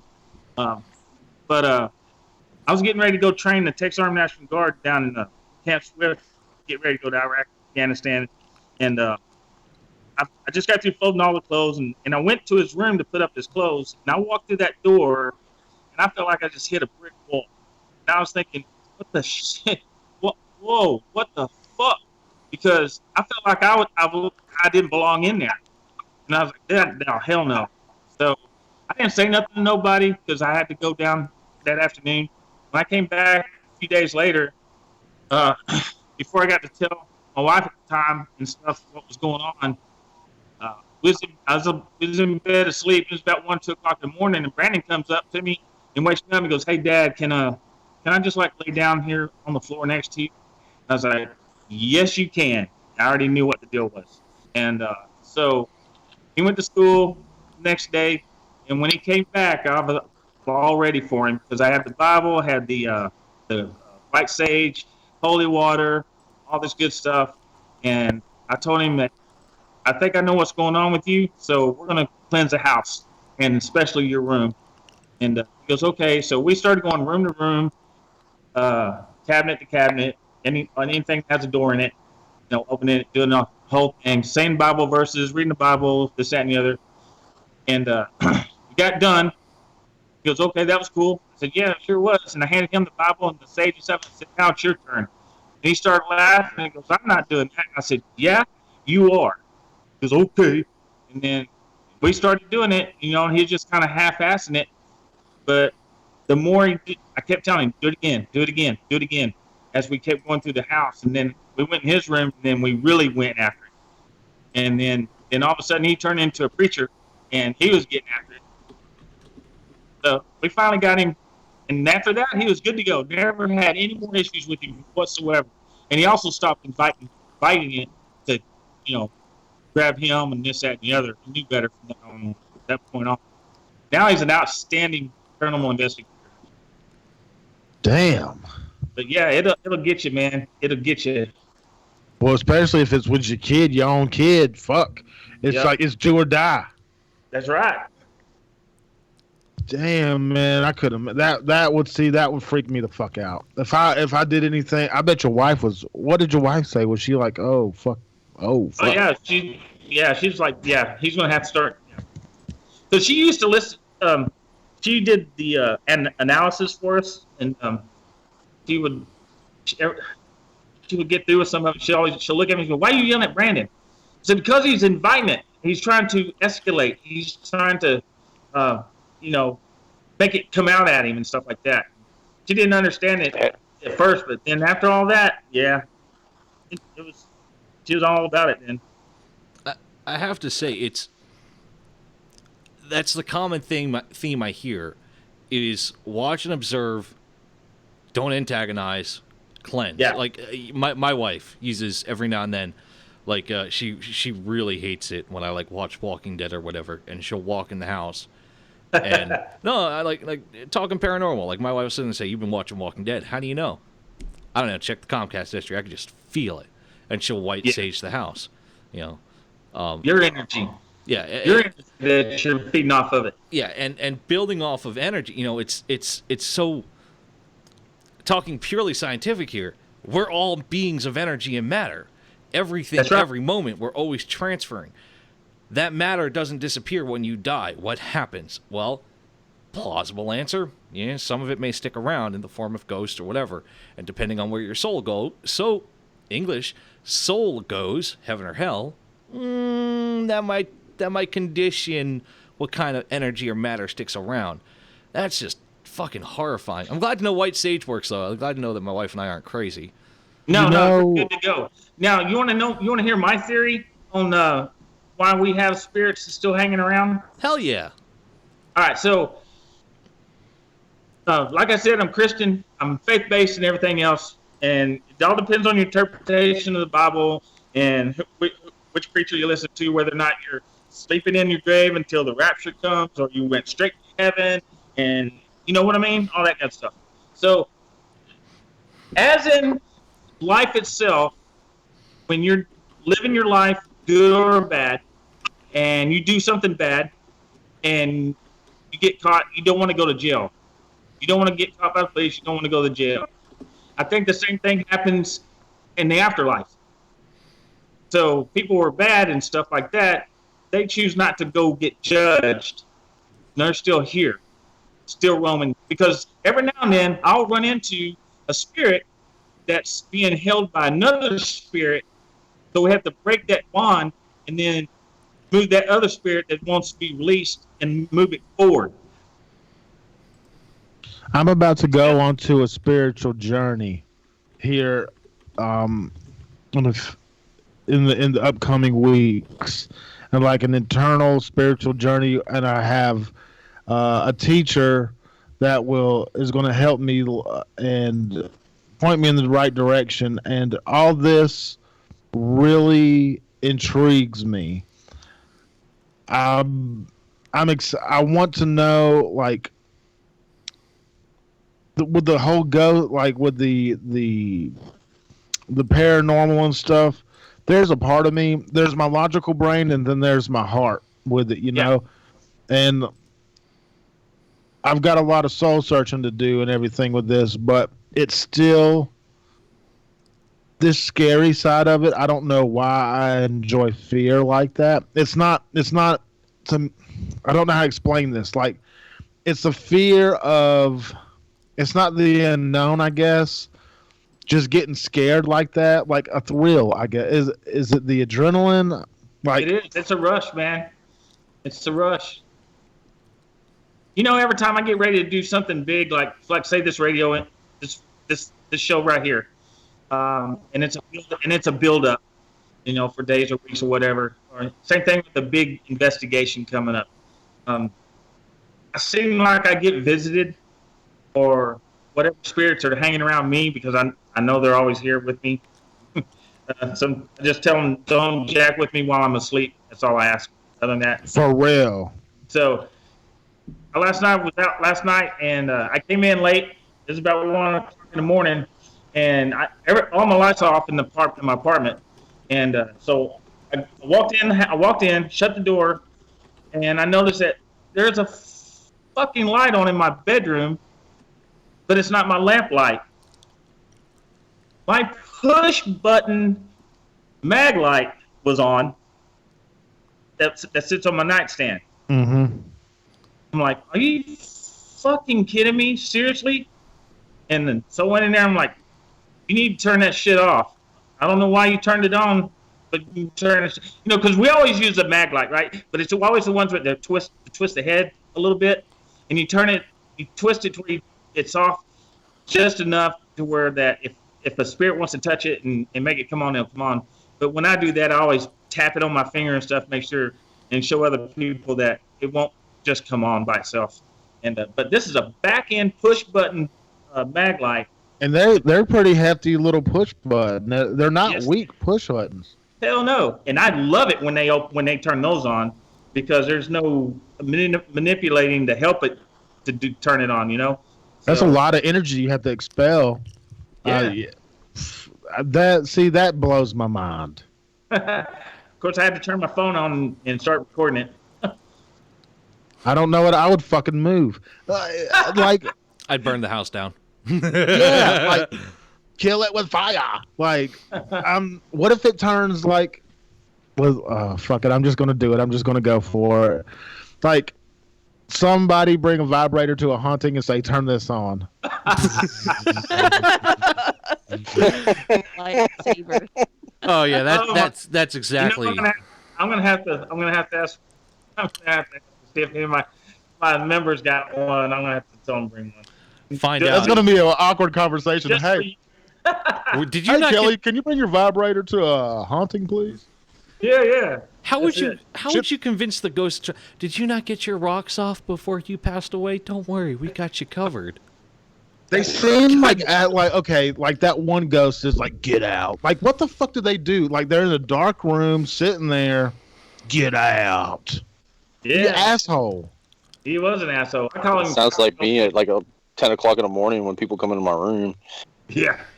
What are they doing? Like, do they just sit there and just be assholes? Yeah, it makes you wonder. It does. It does, yeah. Like, you see little kids playing. At least they're doing something. Fucking, you got old Granny Smith fucking walking through the halls in her gown and shit. She died in her sleep or whatever. She was a bitch and she had tuberculosis back in the fucking 1920s. Yep. Like, I get that. But fucking old Demon Joe over here in a dark corner is like, hey, fuck you, Demon Joe. You know, I have a theory to that. What is that? What if the ghost was just like doing, like cranking one out, and you walked up in there, and he's like, "Get out!" I don't think ghost Jack. I don't think there's a ghost. How do you know that? How do you know that? Hey, I don't know. There's the succubus and an incubus. Yeah. Oh yeah. God, We no. were talking about this last night. Here I we married go. one. Wait, what? It was Totally a joke. missed Yeah. Yeah. That would explain why there's so much savagery. Incubus is a male sexual demon or uses sex. Stay ready. And a succubus is a female that uses sex. To suck your soul. Yeah. Yeah. Suck your soul out too. That's right. Oh man. Been there. I gotta say, if you ever come back to my old stomping grounds in Tampa Bay, Greg, I got a place for you to check out. Dude, I got a buddy that's somewhere. I think he's down in Tampa Bay area. Verify, but he tells me all the time there's stuff down there. He wants me to come. Love to get down there, man. Love to. I got a place for you to check out called the Dunedin Cemetery, and you need to look for the dog. Oh, that's some fucked up shit. The dog is the guardian of the cemetery. Really? And if it's like a Scottish Terrier or a Corgi or a playful Labrador, you'll see it. And none of the neighbors around there have dogs. There's only one, and both of them are the French poodles. Yeah, like French. What? Yeah, they're like French poodles. And Wait, so French poodle pussy ghost? No. Those are the real dogs, and they're about 500 to 750 yards away from the cemetery. But this guardian, if it's a friendly little dog, it's no big deal. But you go in that cemetery at night, and it's a Rottweiler, or it looks like Cujo, and looks fucking mean, looks fucking like it's guarding something. I mean, one of my best friends is buried there, and I go there frequently to when I visit home to pay my respects, and I always make sure I'm cool with the dog. You see it almost every time you go in there at night, and you make sure you hey man, is it cool for me to come in? And he'll grant you access. And if you're allowed access in there, you're gonna see the coolest shit. But if you're not welcome there, I've had tree branches fall on my head. I've had fucking just pitch black when I know I'm standing under a street light. It's fucking nuts, dude. It's fucking nuts. Yeah, because the animal spirits, they hang out, man. I've captured several EVPs and disembodied sounds of a dog and stuff like that. Dog that's been dead for 14 years in a house. That's crazy. Well, so have you ever been to like the Fredericksburg, Spotsylvania area in Virginia, like the old battlegrounds? No, I'm not. I want to so bad. I've done some battleground areas down here in Texas. I went to Fort Concho last year. That was pretty awesome. I did the USS Lexington twice down there in Corpus Christi Bay, and but yeah, that's one of my things that hooked up with a real good friend of mine, Teal L. Gray. She's a renowned author and everything, and a medium. And we're trying to get it together to where we can go visit those battlegrounds and stuff like that, and then do a book thing on it. Oh yeah, I've been walking through some of them. Sometimes my hair just starts standing on the back of my neck. I'm just like, Oh yeah, hey man, when I was in Kosovo, you know they had genocide there when we were in Kosovo and stuff like that. And we went to this area and stuff, man. My partner calls me a human EMF detector. So when I get into a place like they had that genocide or come into a dark side of the investigation, I'm always wearing a ball cap. So when I hit that high EMF area, stuff feels like my hat's about to pop off my head. There wasn't a hard place in Kosovo. It's crazy. So I know Pookie, just asked you, you just mentioned the battle, ground, about the battlegrounds. Do you have like a wish list of places you would like to go to? Yeah, every Civil War battlefield in the United States. Why that? Go ahead. I'm sorry. I was going to say, well, obviously, we all know why you would want to go to all the Civil War battlefields. Like, do you have like prisons? I want to go to Andersonville down there in Georgia, because I was in Fort Benning for 7.5 years, and I used to go to Andersonville, the prisoner of war camps in the Civil War, and and I didn't have all the equipment back then. Mm-hmm. Now, and I want to go back there, and I want to take all my shit that I have, not just because that place was, the story or seen the movie or whatever. That was just horrible conditions and horrible things that they all went through. So, well, brother, man, I got you.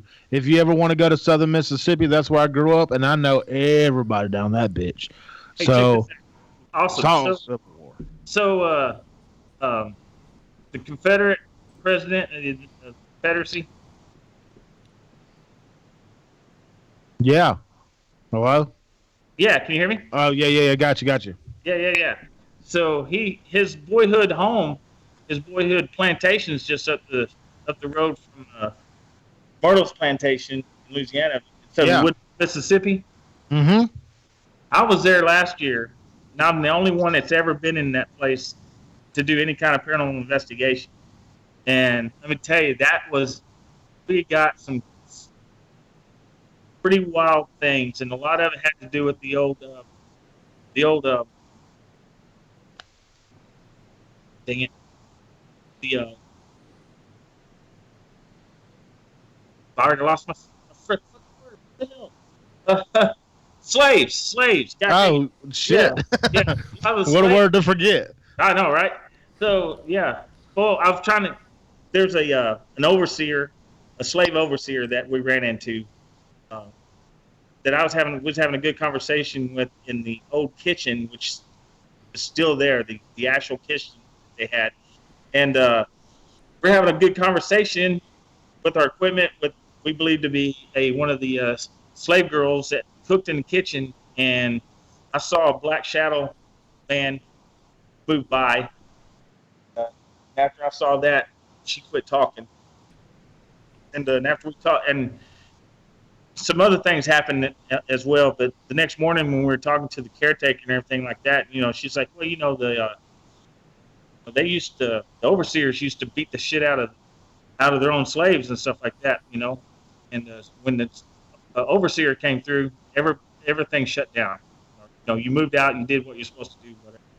So we've been invited back. We're going to go back soon, do a full-on investigation, and I can't wait to do that again. But yeah, I'd love to do all up in there in Mississippi, go up through Vicksburg and all that good stuff. I know Ghost Adventures got through doing that, but them TV shows, they're there. They got ratings for a reason, And I had a friend of mine who actually did Route 66 show that they did here in up there in Denton. He was less than impressed about how they and what they did and everything else. So. I've heard a lot of things down there, like growing up, all that Civil War stuff down where I'm at, Moselle, Mississippi, the Battle of Moselle. Oh yeah. I grew up in close to east of Butchie. I grew up in Hattiesburg, Mississippi. Wow. Okay. Yeah. So all around there, man, there's so many ghost things, and so Vicksburg. Everybody's fucking done that one. Yeah. There's been so much untouched shit down in southern Mississippi around the Hattiesburg area, where a lot of these battles, there's a lot of battles, small battles that went on, and they haven't been touched, dude. You should get down there. I mean, it's a hot spot. Like, you find there's people digging out there, excavating. They'll go out there with their metal detectors and stuff, and they'll find all kinds of Civil War, not memorabilia, but paraphernalia, and people's died. And there's gotta be some. I've never experienced it though, man. I've never been out in the fucking woods in the deep of night looking for shit. Now I have come across some folks burning crosses out there before in the middle of the night. That scared the shit out of me. I imagine. Yeah, holy fuck. I used to run through the woods at night, chasing shadows and stuff as a kid, teenager and stuff like that. Fish off the Brazos River. Mineral Wells, Texas. Yeah, man. It doesn't bother me. Love it. I'd love to get up there. Love to.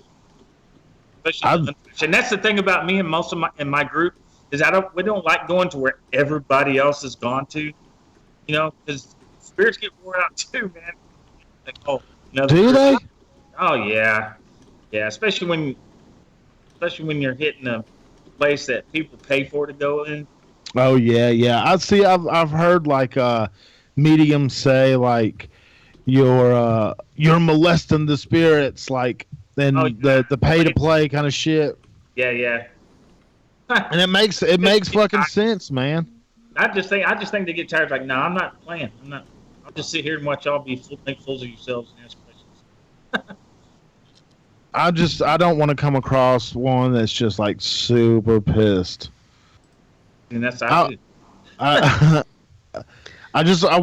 want it to go slow at first. I mean, it's not customizable. I know that, but it's just I need a ghost story in my life, like a legit. I mean, okay, in Iraq, I saw some shit. I think we had all ops up there. You could not be outside that fucking fence line and not be seen. That bitch was lit up. It was surveyed. It had drones. It had fucking Q-35, Q-37s on there, Q-36. It had everything. Yep. There was no you could fart and be seen in this bitch. FLIR, fuck everything. Right. But in the moonlight, you see a column of guys just fucking walking. And nothing is picking it up. Nothing is picking it up. You're right. I've seen the same thing. You're absolutely right. Yes, sir. That kind of I'm like, hey, sorry, hey, look. He's like, oh shit, we're calling it up. We get zoomed in on it, nothing. But we're looking dead at the fuckers. Yep, you're right. You know, traumatic events can leave a footprint that replays over and over. You know, that's the last thing we did. Not realizing that. You're cutting out on me. I'm sorry. I didn't hear that last part. I said traumatic events, where what happened to people, you know, can leave a footprint. You know, in like walking in a column or whatever. The last thing you did before something happened, you don't even know that it's something that's. Hey, Greg, we're going to get you to do something. Okay.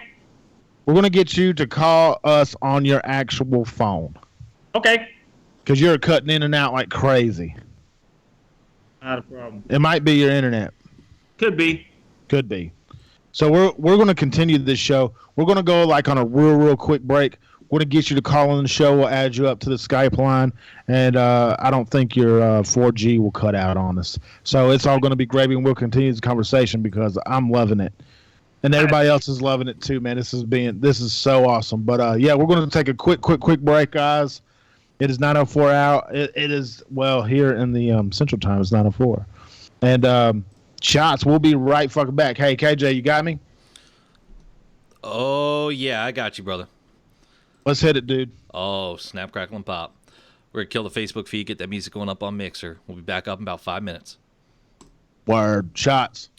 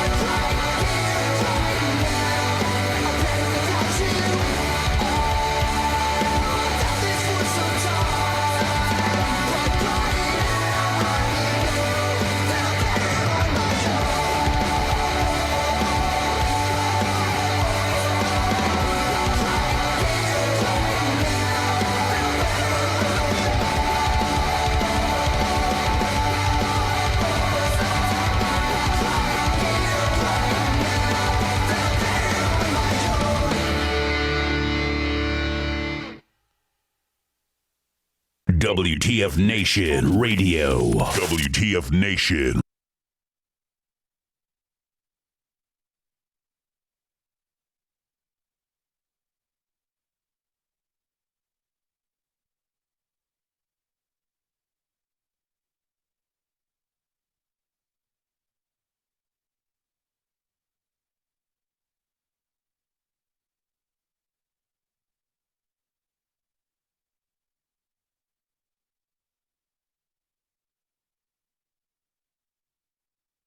Broadcasting live from the basement of the Pentagon. This is WTF Nation Radio. Everything stated on WTF Nation Radio is to be considered the opinion of the person that stated it, and not an official representation of WTF Nation Radio or U.S. Army WTF Moments. Price does not include tax, title, or license. Some assembly required. Each item sold separately. Batteries not included. Objects in mirror are closer than they appear. If conditions persist, contact a physician. Individual results may vary. Keep out of the reach of children. Avoid prolonged exposure to direct sunlight. Keep in a cool, dark place. And please enjoy the show. Shots. Hey, everybody. Hi. Hey, how's it going? Hi, we're back live here on WTF Nation Radio, and we have got Greg Stevens and his son. You're on the radio, dude. What's going on, guys? Hey, we're living the dream. How about you? I'm picking up some Taco Bell for the girl. Oh, shit. I want a chalupa. Spanky would totally disapprove of your usage of Taco Bell. I'm just saying. If it ain't a bean burrito with extra onions and extra red sauce, it ain't shit. That's true. I just got an earful the other day at work. They were telling me that, oh, Taco Bell's not real Mexican food. And I'm like, yeah, pretty much. What would Jose do? So we're here with your dad, and he is paranormal investigating the shit out of us right now. And we want to hear your experiences. Oh. Well, you guys already got the story about me trying to be all that I could be when I was 16 years old in the paranormal field. Yeah, we did hear about that. We're glad you made it out of alive, man. Yeah, me too. I thank God every day, and I still kick myself in the ass every time I think about it. Lesson learned, though. Oh, for sure. And that's one thing I always tell everybody whenever, like, we do a convention or we do a speech or just any time that we go on an investigation and we get asked if we have to deal with any sort of, like, demonic entity, I tell them the one thing is just don't invite it to you, and I'm, like, the poster child of it. And that's just, it's a really serious thing, and I'm glad I just made it out of it. Did you have, like, see, I'm about to ask amateur, retarded, stupid questions, and I feel like a dipshit because I don't know enough. But, not good. When you were in that state for however long you were in, did you have, like, crazy-ass dreams and stuff? Honestly, believe it or not, the majority of that time, I really don't remember what happened.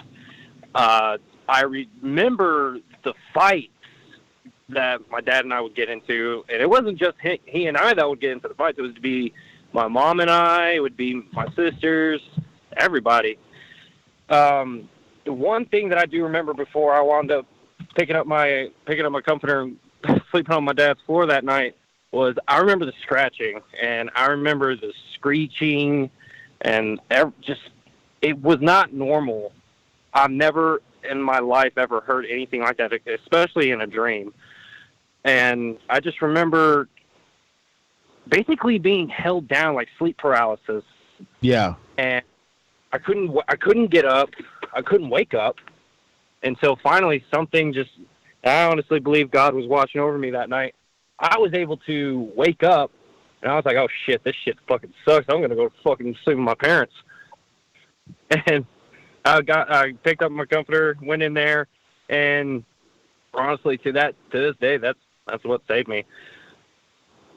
Dude. So there's a question that a couple of people have brought up.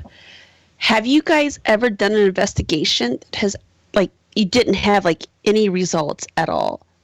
All the time. Oh, many. I can count more times where on just like my two hands, how many times we would actually catch something like legit, like Class A. But there's so many investigations that we've been to where we can either debunk it or we just couldn't anything. So that's the thing. A lot of it is debunking it. Yeah, go ahead. I was going to say, I mean, you just mentioned debunking it. Like, how do you present to whoever you're doing the investigation, for? Like, how do you tell them, like, you're either crazy or there's some shit going on? No. I'm always no. I laugh because sometimes I do want to do that to them. It's like, why are you being so stupid? But no. When we're able to debunk most of their issues and stuff like that, I present it to them in a way that's like, man, I would, if it was me, I'd have been thinking the same thing you are. But since we tried it, we looked at it, we tried to recreate it and everything else. And you know what? It's really the refrigerator kicking on and, the compressor kicking on here, or it's in the air ducts in the top. It's just the heating, the cooling, the vents are popping in and out, whatever, plumbing type things. Your cabinets are not level, and so whenever the air kicks on and off, it can suck it out, push it back in, make it look, you know what I mean. So it will create something like somebody's out there. You got a spirit that's trying to slap your cabinets all off, open and shut. When in reality it's just the air system or whatever. It kind of sounds like, hey, you really need some major home improvements. So. Oh yeah, that and electrical. So first thing we do when we go into a house is we go look at all the hot spots. The refrigerators, the microwaves, the outlets, and stuff like that, and see if you got a bad ground, and it's emitting high EMF and stuff. If a lot of people will have in their bedroom, like, gigantic stereo sets, computers, faxes, copiers and stuff, and they're all around their bed, their head of their bed area, and if you got high EMF coming off of that, it's going to make you feel like something's going on. It's going to make you feel like paranoia and all that kind of crap. You're getting EMF sick is what you're getting. So, yeah, we look for all that, man. I didn't even know that was a thing. It is. Yeah, that's what I usually have Brandon and some of the other guys do. Mostly Brandon, because he's real good at it. He'll go and he'll take an EMF detector and stuff like that and start running through the house or wherever and check all that out. What is the number one piece of equipment that you have to have? I know the digital recorder. Honestly, my favorite. As far as yeah, Brandon's right. As far as equipment goes, but the one thing you actually truly have to have is common sense. Oh, you know what I mean? Touche. Yeah. I mean, to look for things like that. But yeah, go ahead, Brandon. The digital recorder and what else? What do you think you're saying? Give me one second. Okay, so you want to have the digital recorder for sure, so you can pick up, because we've been on many investigations where it's like, man, we didn't get shit. Man, nothing happened. None of our equipment turned on. No lights, no changes, no nothing. The SB7 Spirit Box, we didn't get no voices or nothing out of that. And then when we go back and do analysis and we download the audio, and it's like, holy shit, we had a big, long conversation with somebody, Oh, man. Yeah. Crazy. Go ahead. I was going to say, like, now that you brought that up with the conversations, like, have you had something happen to where, like, with your equipment and your experience that you just cannot explain at all? All the time. There's this house in Granbury, Texas called the Langdon Center. I was in Afghanistan at the time, but I saw it on the evidence. One of our investigators, Tyler and Randy, were talking to Audrey, the little girl who supposedly haunts the Langdon Center, and we can confirm definitely that she is there. And you could just see it. The digital recorder just gets smacked right off the bench. No wind, no nothing. It literally looks like somebody took their finger and just flicked it off. Oh, damn. Holy shit. Look, see, I'm at that point in my brain. It's just like, I'm trying to visualize walking through a place with y'all. And you two, I mean, we've all been fucking over the fucking pond. We all been through all that shit. But there's just that, I guess, is fun. But this type of shit fucking freaks me out.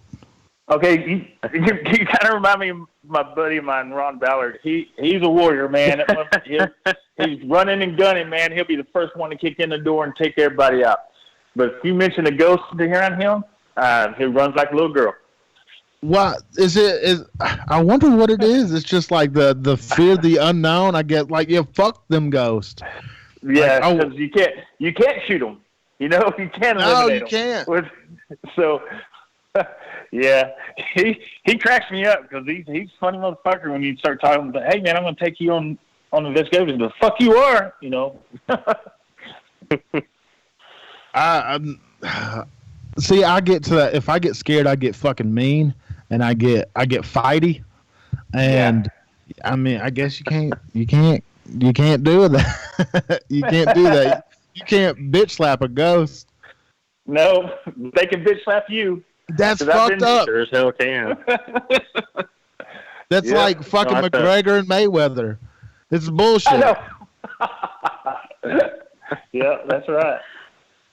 Fuck. I don't want to come across a demon and he fucking pinch my nipples and shit and laugh at me and say, "Get out." I don't. That terrifies me, man. Or just getting possessed. I guess I'm already halfway possessed. Hell, I don't know. I'm bipolar. Ain't we all? Yeah. If you feel your eye twitching, you might want to go get that looked at. I already do. Shit.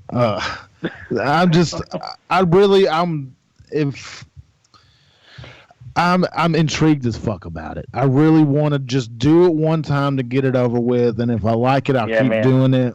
But I'm just. We all need to get together and do it, man. We'll have a great time. I mean, take him to the crazy water. Everybody, take him to the get out room. Don't. Hey, yeah, y'all don't fucking plan crazy, fucked up, crazy shit behind my back to bring me into a crazy house. Y'all, let's get Jay ready. Let's scare the fuck out of him. No, we don't do that. Everybody will tell you that's ever come to our investigations and stuff like that, especially the professional authors and other radio show hosts like that. When they come out with us and other groups and stuff, they're always impressed because, you know, I'm in the Army for 26 years, retired first sergeant, shit like that. So once we get on site, it's by the numbers with me, man. I mean, It's like bam, bam, bam. And no playing around. You know, we have a good time. And but once everything is set, you know, and then then I can relax and then we can start giggling and doing whatever and stuff like that. But no, when it's time to set up, man, I'm all business, straight up. This is true. Y'all down by Fort Hood? Yes, sir. Well, I am. I'm in Temple, Texas. He just moved up to Granbury. Yeah. Hell, we'll figure out something, man, because I really want to do this shit for real. Oh yeah, man. Absolutely. Come on down. I'm in Kansas City right now, so we'll figure something out. Yeah, we'll ain't definitely too far. That. Man, no, what is y'all's Moby Dick? What is the one that is just the Big Daddy, the fucking cash crop, not cash crop, that's a retarded fucking what is your white whale? The Crazy Water Hotel. That Crazy Water and also the Lexington. Yeah, the Lexington. I had a blast on the Lexington. Do tell. So the Lexington, you know the Blue Ghost there in Corpus Christi, that was World War II ships, and then was shot, blowed up, sunk, and everything else, and then kept coming back. And it got hit by kamikazes and everything else. we got some crazy stuff. I got Japanese EVPs out of that ship. Yep. So, they did a lot of filming of Pearl Harbor on that ship. Oh, shit. Yeah, they did both the Japanese stuff and the American stuff on that same ship. So it was kind of cool. So toward the back, I get to aft or whatever it's called. I'm not a Navy guy. We were back there, and because there was some reports of that there's an old sailor, whatever, that hangs out there in this area and stuff. So I start kind of talking some shit, military smack, and talking about Army Navy game and calling the Navy guys their sweet little Navy terms and stuff like that. And we got to actually disembodied and EVP laugh, because they laughed at me because I was talking so much smack about it. That was pretty fun. That seems like it would be fun. So I'm curious, Greg, with your investigations, and you and I, I was a first responder, in the work that you've done and the ER and stuff. So, I mean, we've seen some shit where like literally would scare the piss or shit out of you. Like, have you gone to an investigation and it literally, like, I won't say figuratively, but literally scared the piss or shit out of you? Not me. I mean, I've been startled or, like, kind of like jerked in surprise, but I've never had the, it's weird. I've never had the shit to piss or, I mean, I never jumped up and went running backwards. Well, I take that back. I did one time. I take that back. We were at the old hospital in Granbury, which has now served as a dorm for the Granbury Opera House actors.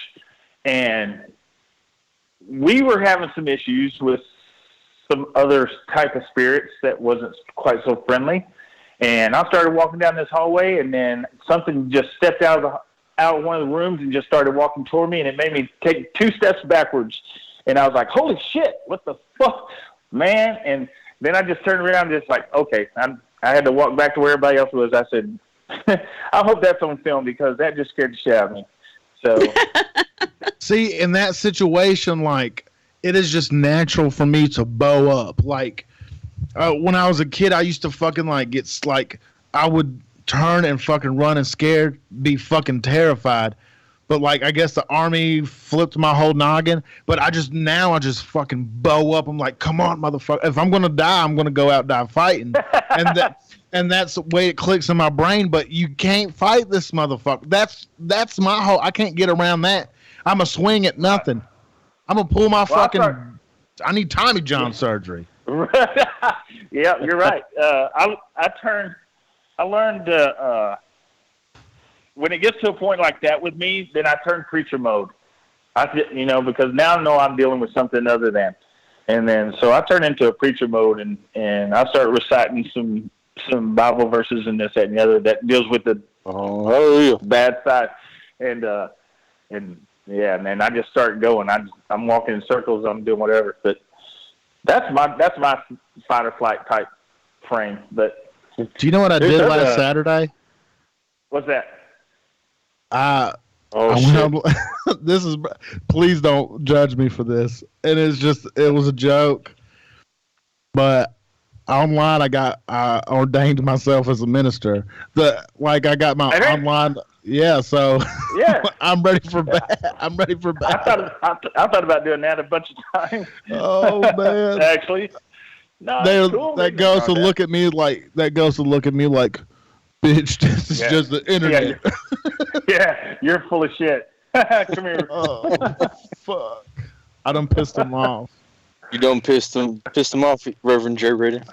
I like that, Reverend J. Reddick. Oh, no, I don't like it at all. So, Brandon, are you still there? To it, though. Yeah.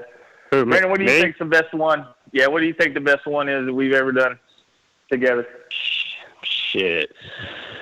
Honestly, Crazy Wander and the Lexington were pretty much the top of the list, but like straight up bar none, best like interaction that you and I have ever had to have been in AP Gordon's old study in the Langdon Center when we had multiple devices going off with the different questions that we would ask.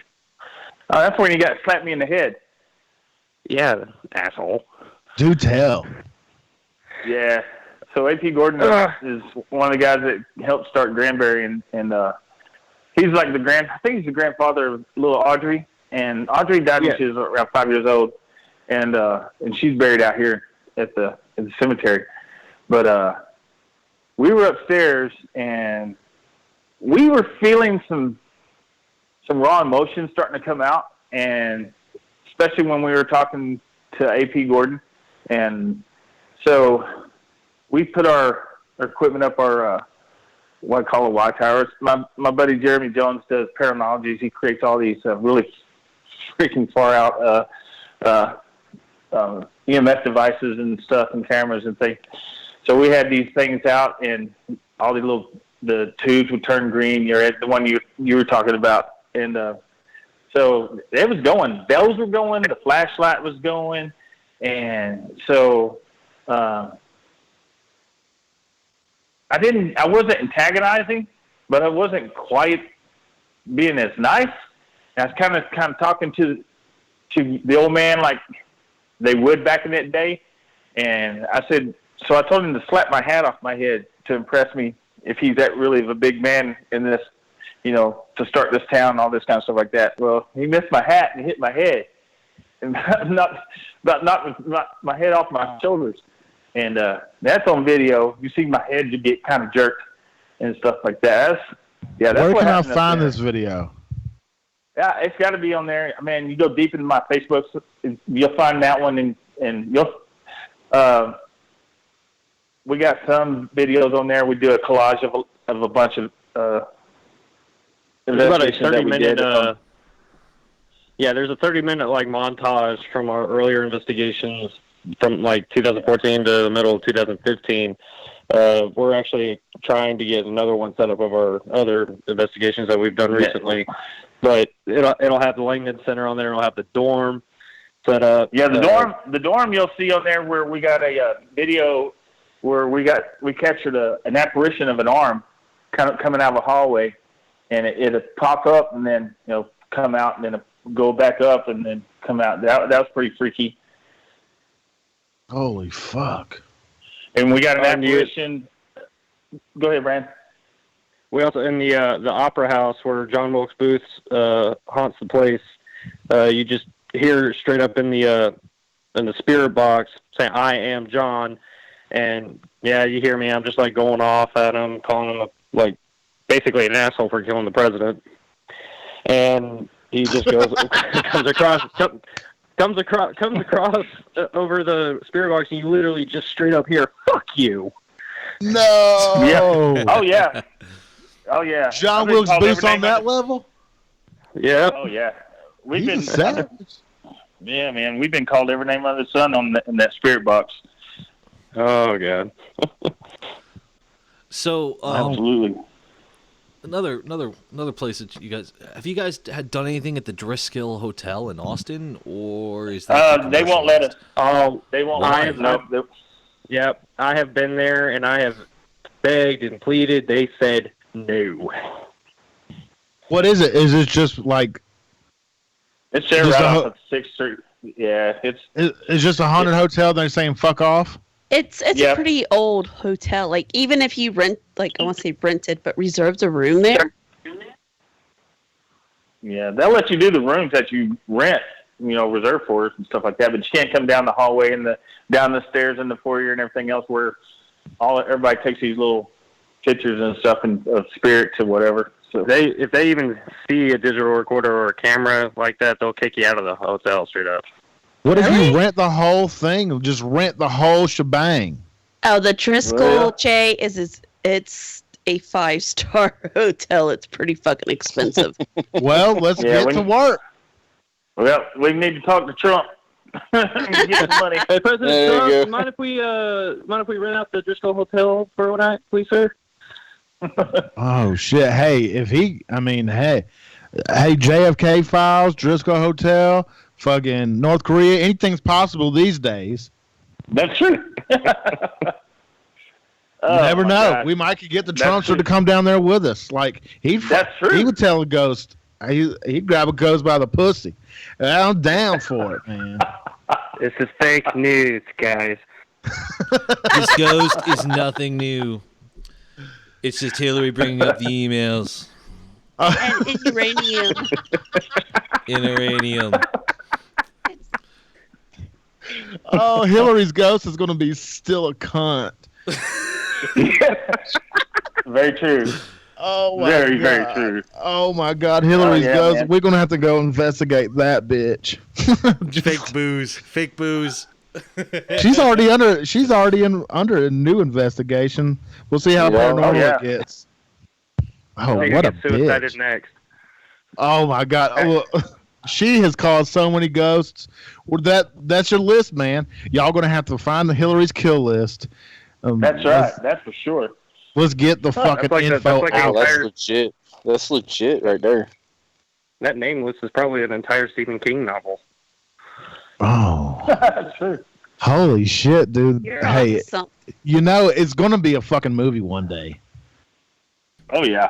In a world where if you don't vote Democrat, she'll kill you, comes a brave group of paranormal investigators searching for the truth. Gotcha, bitch. She'll tell you to get out. Suicide. Oh shit! Fuck her. Hillary, are you in this room? Hey, I got one for you. I got one for you. Get ready. What's up? So we don't do too many cemeteries, but I'll do cemeteries where there's Civil War dead and stuff like that. Even like in the old towns, like here in Granbury, there's Civil War dead buried all throughout the cemetery. So we went out there to forgot to tell you that Jesse James is buried here too. Oh, yeah. Yep. You can pass down away from my grandmother and grandfather. Yep. So we were setting up. I started doing formation calls and stuff like that in my big old first sergeant voice and shit. And down as I'm standing there and Brandon was standing there, you can hear the pitter patter of the feet running up and then sliding in the gravel. What? Oh yeah. Absolutely. Fuck. That's crazy, man. It's terrifying, dude. Just like, little kid, leave me alone. Nope. Yep. And then our equipment started going off. Our lights were going off and stuff. So, yeah, it's awesome. I love doing that. I love going out to a place like that and start making, formation calls or whatever. And I'd run it for the day. Back in that day, I need pickets over here and this, that, and the other. We got blue bellies coming up this ridge line. Whatever. Yeah, we get things rocking and rolling out there, man. It's like they pop up out of the grave and start running. Fuck that shit. Run, bitch, run. But give the kids ghost candy. I was walking from that part where we did that at the gazebo, and I was going down toward where Jesse James' grave was. Now I had everybody spread out because I was running an experiment, and I was walking down through, and it was a good moonlight night, and but as I got down close to the grave, I could have sworn, and I thought Brandon and his buddy Tyler was about to jump me on the back and tackle me to the ground. That's how heavy and fast these footsteps were running behind me. And I even braced myself. Didn't think about it. I know. I even braced myself. I tensed my shoulders up and everything else, ready for the impact. And then nothing happened. I turned around. There was nobody there. I was like, "What the fuck?" That's cool. Man, there's a place in Oklahoma. Oh, well, I'm talking about like it's Fort Sill. Fuck Fort Sill. But Geronimo's buried there. I was stationed there. Yeah, I was stationed in Sill. Did you ever go fuck with Geronimo? I never did get out there and do that. I never did. And I don't know why, but I never did get to do that out there. There's a ledge there, like right there His grave is somewhere up the road. We used to call it the Geronimo Run. We used to run to his grave. Yep. But where he got pushed off, well, he got ran off. There's a big, like, sheer cliff right there, and there's the fucking creek or river running right under it. I caught a gar there. But when you're down on that fucking the bed, you look up. I mean, this thing is fucking 1,000+ feet tall, just sheer drop off. And they have a plaque that's like, this is where the cavalry pushed Geronimo off. And I was like, holy shit. Now thinking back, like, we can fucking just sit at the bottom and just scream Geronimo. And like, we can see some paranormal activity. I would like see Indian paranormal activity shit. Like, that's kind of cool to me too. Oh yeah, absolutely. Absolutely. I used to chase some Indian shadows up and down the Brazos River in Mineral Wells. Fuck, man, that would be kind of creepy. Just being out in the woods and hear, like, I don't know if this is like implanted in my brain, like the yipping and hollering and all the shit they do. I know you got to do your history, a lot of fucking history and your homework on these things. Yeah, sure do. You really do. You can't go in there blind. Nope. Fucking find Bigfoot. If y'all find Bigfoot, I will praise you for life. He's right here. I've been wanting people to find Bigfoot ever since I was a kid. And one time, February 9th, my birthday's February 9th. And a couple years ago, this dude was like, we got the real one. We have doctors. We did fucking DNA tests on it. And everybody was like, they were seconding him. And everybody was like, it's legit, it's legit, it's legit. And then come to find out, it was fucking horse shit. I was like, God damn it. Bigfoot, why? Aliens? Do y'all fuck with aliens? No, I don't. Damn. I mean, I used to sit there and watch that shit at night, but I don't know. Aliens not my thing. Aliens is the future, bro. I'd probably believe in Bigfoot before I believe in aliens. Really? I'm sorry, bro. I'm the opposite. I'm the opposite. I believe in aliens before I believe in Bigfoot. Yeah. Well, I was stationed in the area of Area 51. I guess the area of Area 51. But no, man, there was some weird shit going on around that area, man. Oh yeah, I like to get out there too. Gotta be careful though. It was a Caliente. Caliente, Nevada. Yeah, that Nevada? area, man. Yeah, that whole area, man. Holy shit, dude. That's spicy Nevada. Didn't Caliente mean spicy? Hot, I think. Hot or spicy. Spicy Nevada? That sounds stupid as fuck. Where do you live? Hot Nevada. Oh, you think? Yeah. All I know is that tonight, if you want to find KJ, just look for the house with all the lights on. No, ain't no way you're fucking spooked that bad. Because my dumbass has been sitting here like the entire time, like, oh, they talk about this. Oh, they're talking about this. Well, let's look up stories and articles and yeah, fuck me. I'm now convinced. Hey, dude, watch The take Conjuring. another shot. Just relax. You'll be good. Hey, I remember you guys were talking about like your what movie that he would say is more spot on. With me, when it comes to the investigating side of it, I believe The Conjuring nailed it. Dude, what a movie. Don't get me started on the Warrens. I love the Warrens. Oh, I've been to their museum. The Warrens are amazing. Is that y'all superheroes? Well, believe it or not, I never heard of the Warrens until the movie. So I started studying them afterwards. Fuck. I can tell you now, like if you ever get a chance, go to the museum. It is seeing the actual Annabelle, which is just a Raggedy Ann doll. But seeing the actual Annabelle, you feel that, fuck me, she's just, if I open that door, she'll just come through and my throat. I'll wake up tomorrow morning, my throat Can slit. I be honest with you about something? Here it comes. If you show me if you show me a fucking doll or something, like, hey, this has got something on it, I'm gonna touch it. It's a red button. I'm gonna touch it. I'm gonna put my dick on it. Something. I'm gonna fuck with that thing. Yeah, don't. You brought up dolls. I was watching Chucky and the series of all the fucking Chucky movies, today. And the entire time I'm thinking, why don't you guys just fucking cunt punt Chucky? Yeah, fuck that little kid. And fuck that little kid fucking on talking doll. Pet Cemetery. That little kid with the little scalpel and shit that fucking slices dude's Achilles in Pet Cemetery. Fuck that little kid. It's okay to be abusive then. If he's trying to kill you, fucking powerbomb him. Right. Hit him with that can of Coke you meant to throw an MRE instead. Yeah. Just give him the cheese. You're good to go. Man, cheese.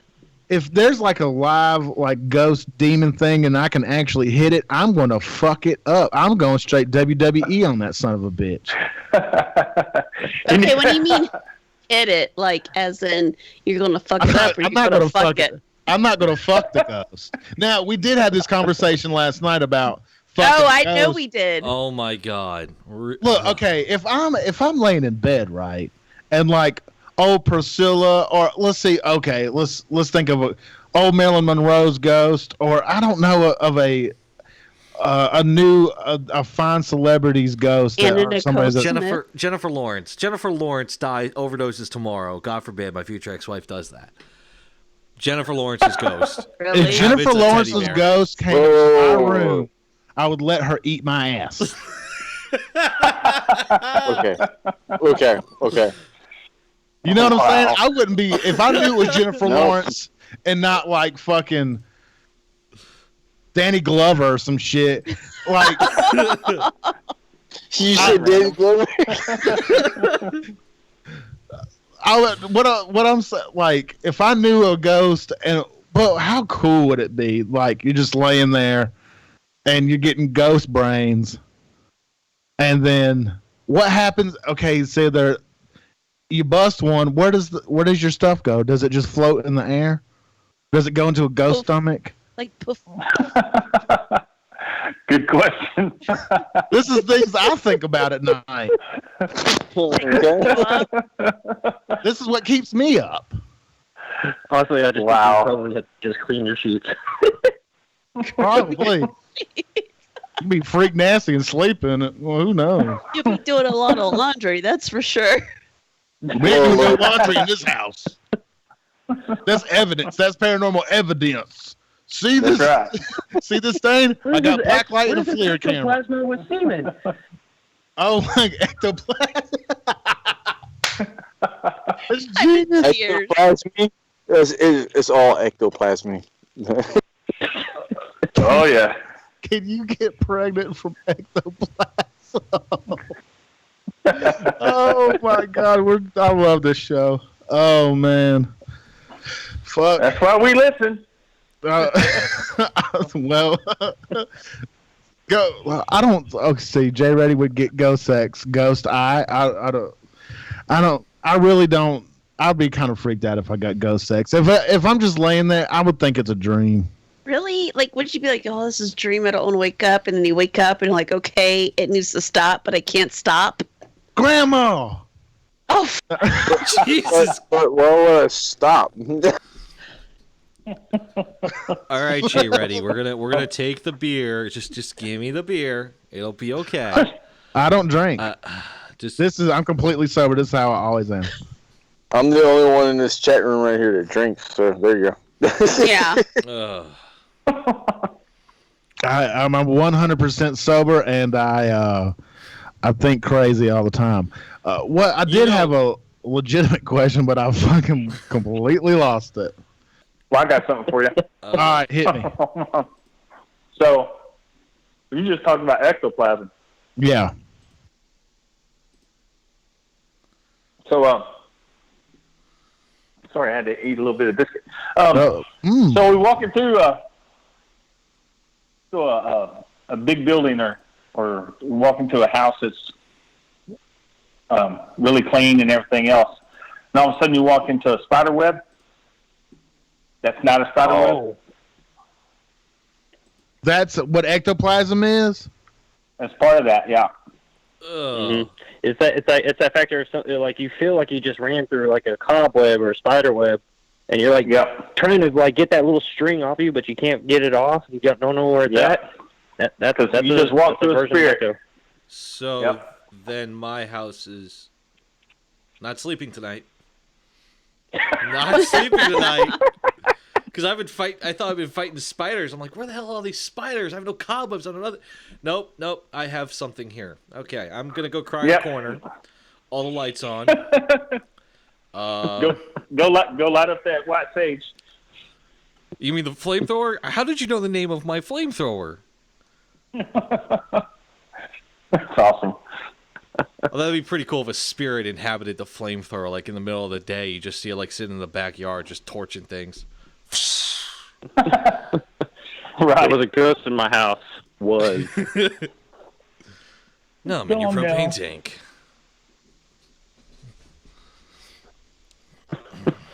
So it's like a spider web and not sticky? It gives the illusion that it is, but it's not there. Yeah, you just that's what she said. like. I imagine it's all sticky.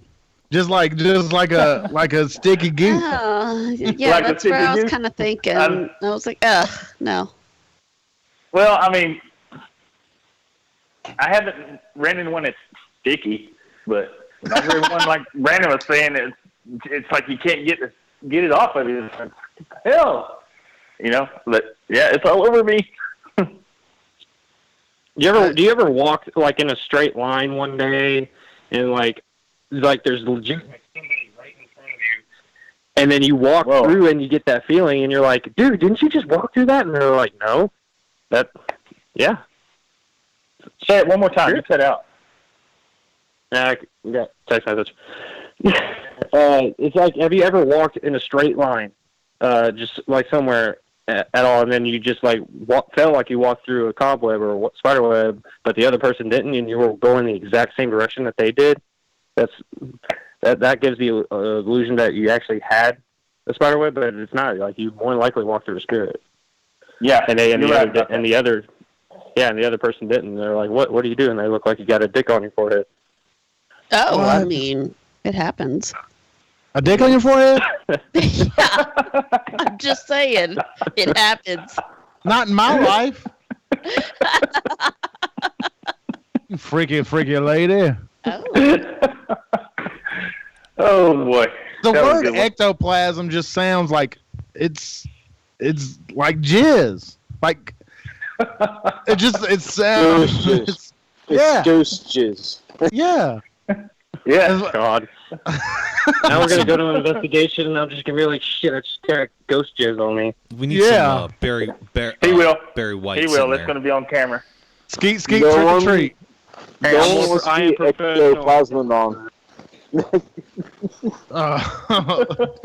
Do you spit or swallow, ghost?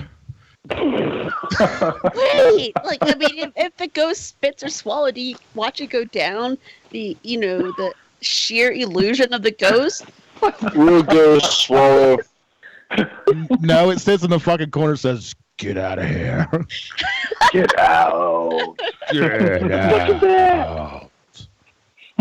I was fuck that ghost.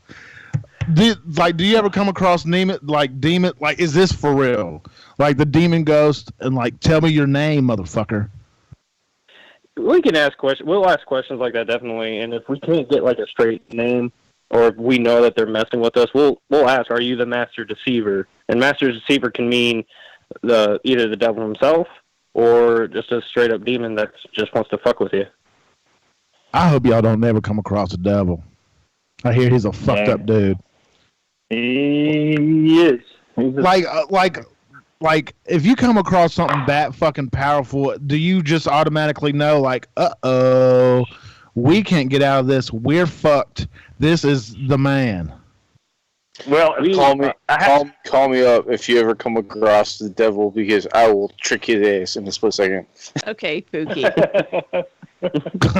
I haven't come across one that deep, except for the one in Motley County Jail. But Yeah. If I can tell that it's going to start getting overwhelming for everybody else, I'll shut it down and we'll move out. We'll move on.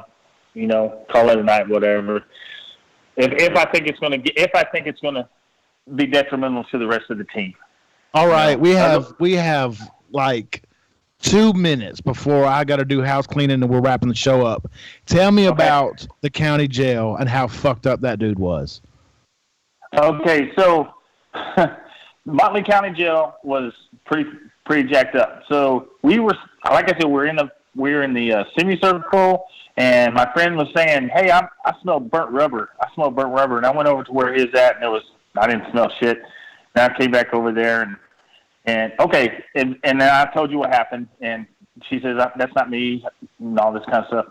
So after all that died down, we went back upstairs to continue, and this time we kind of shifted, and we were looking toward the entry into the male part of the jail where this thing came out of. Yeah.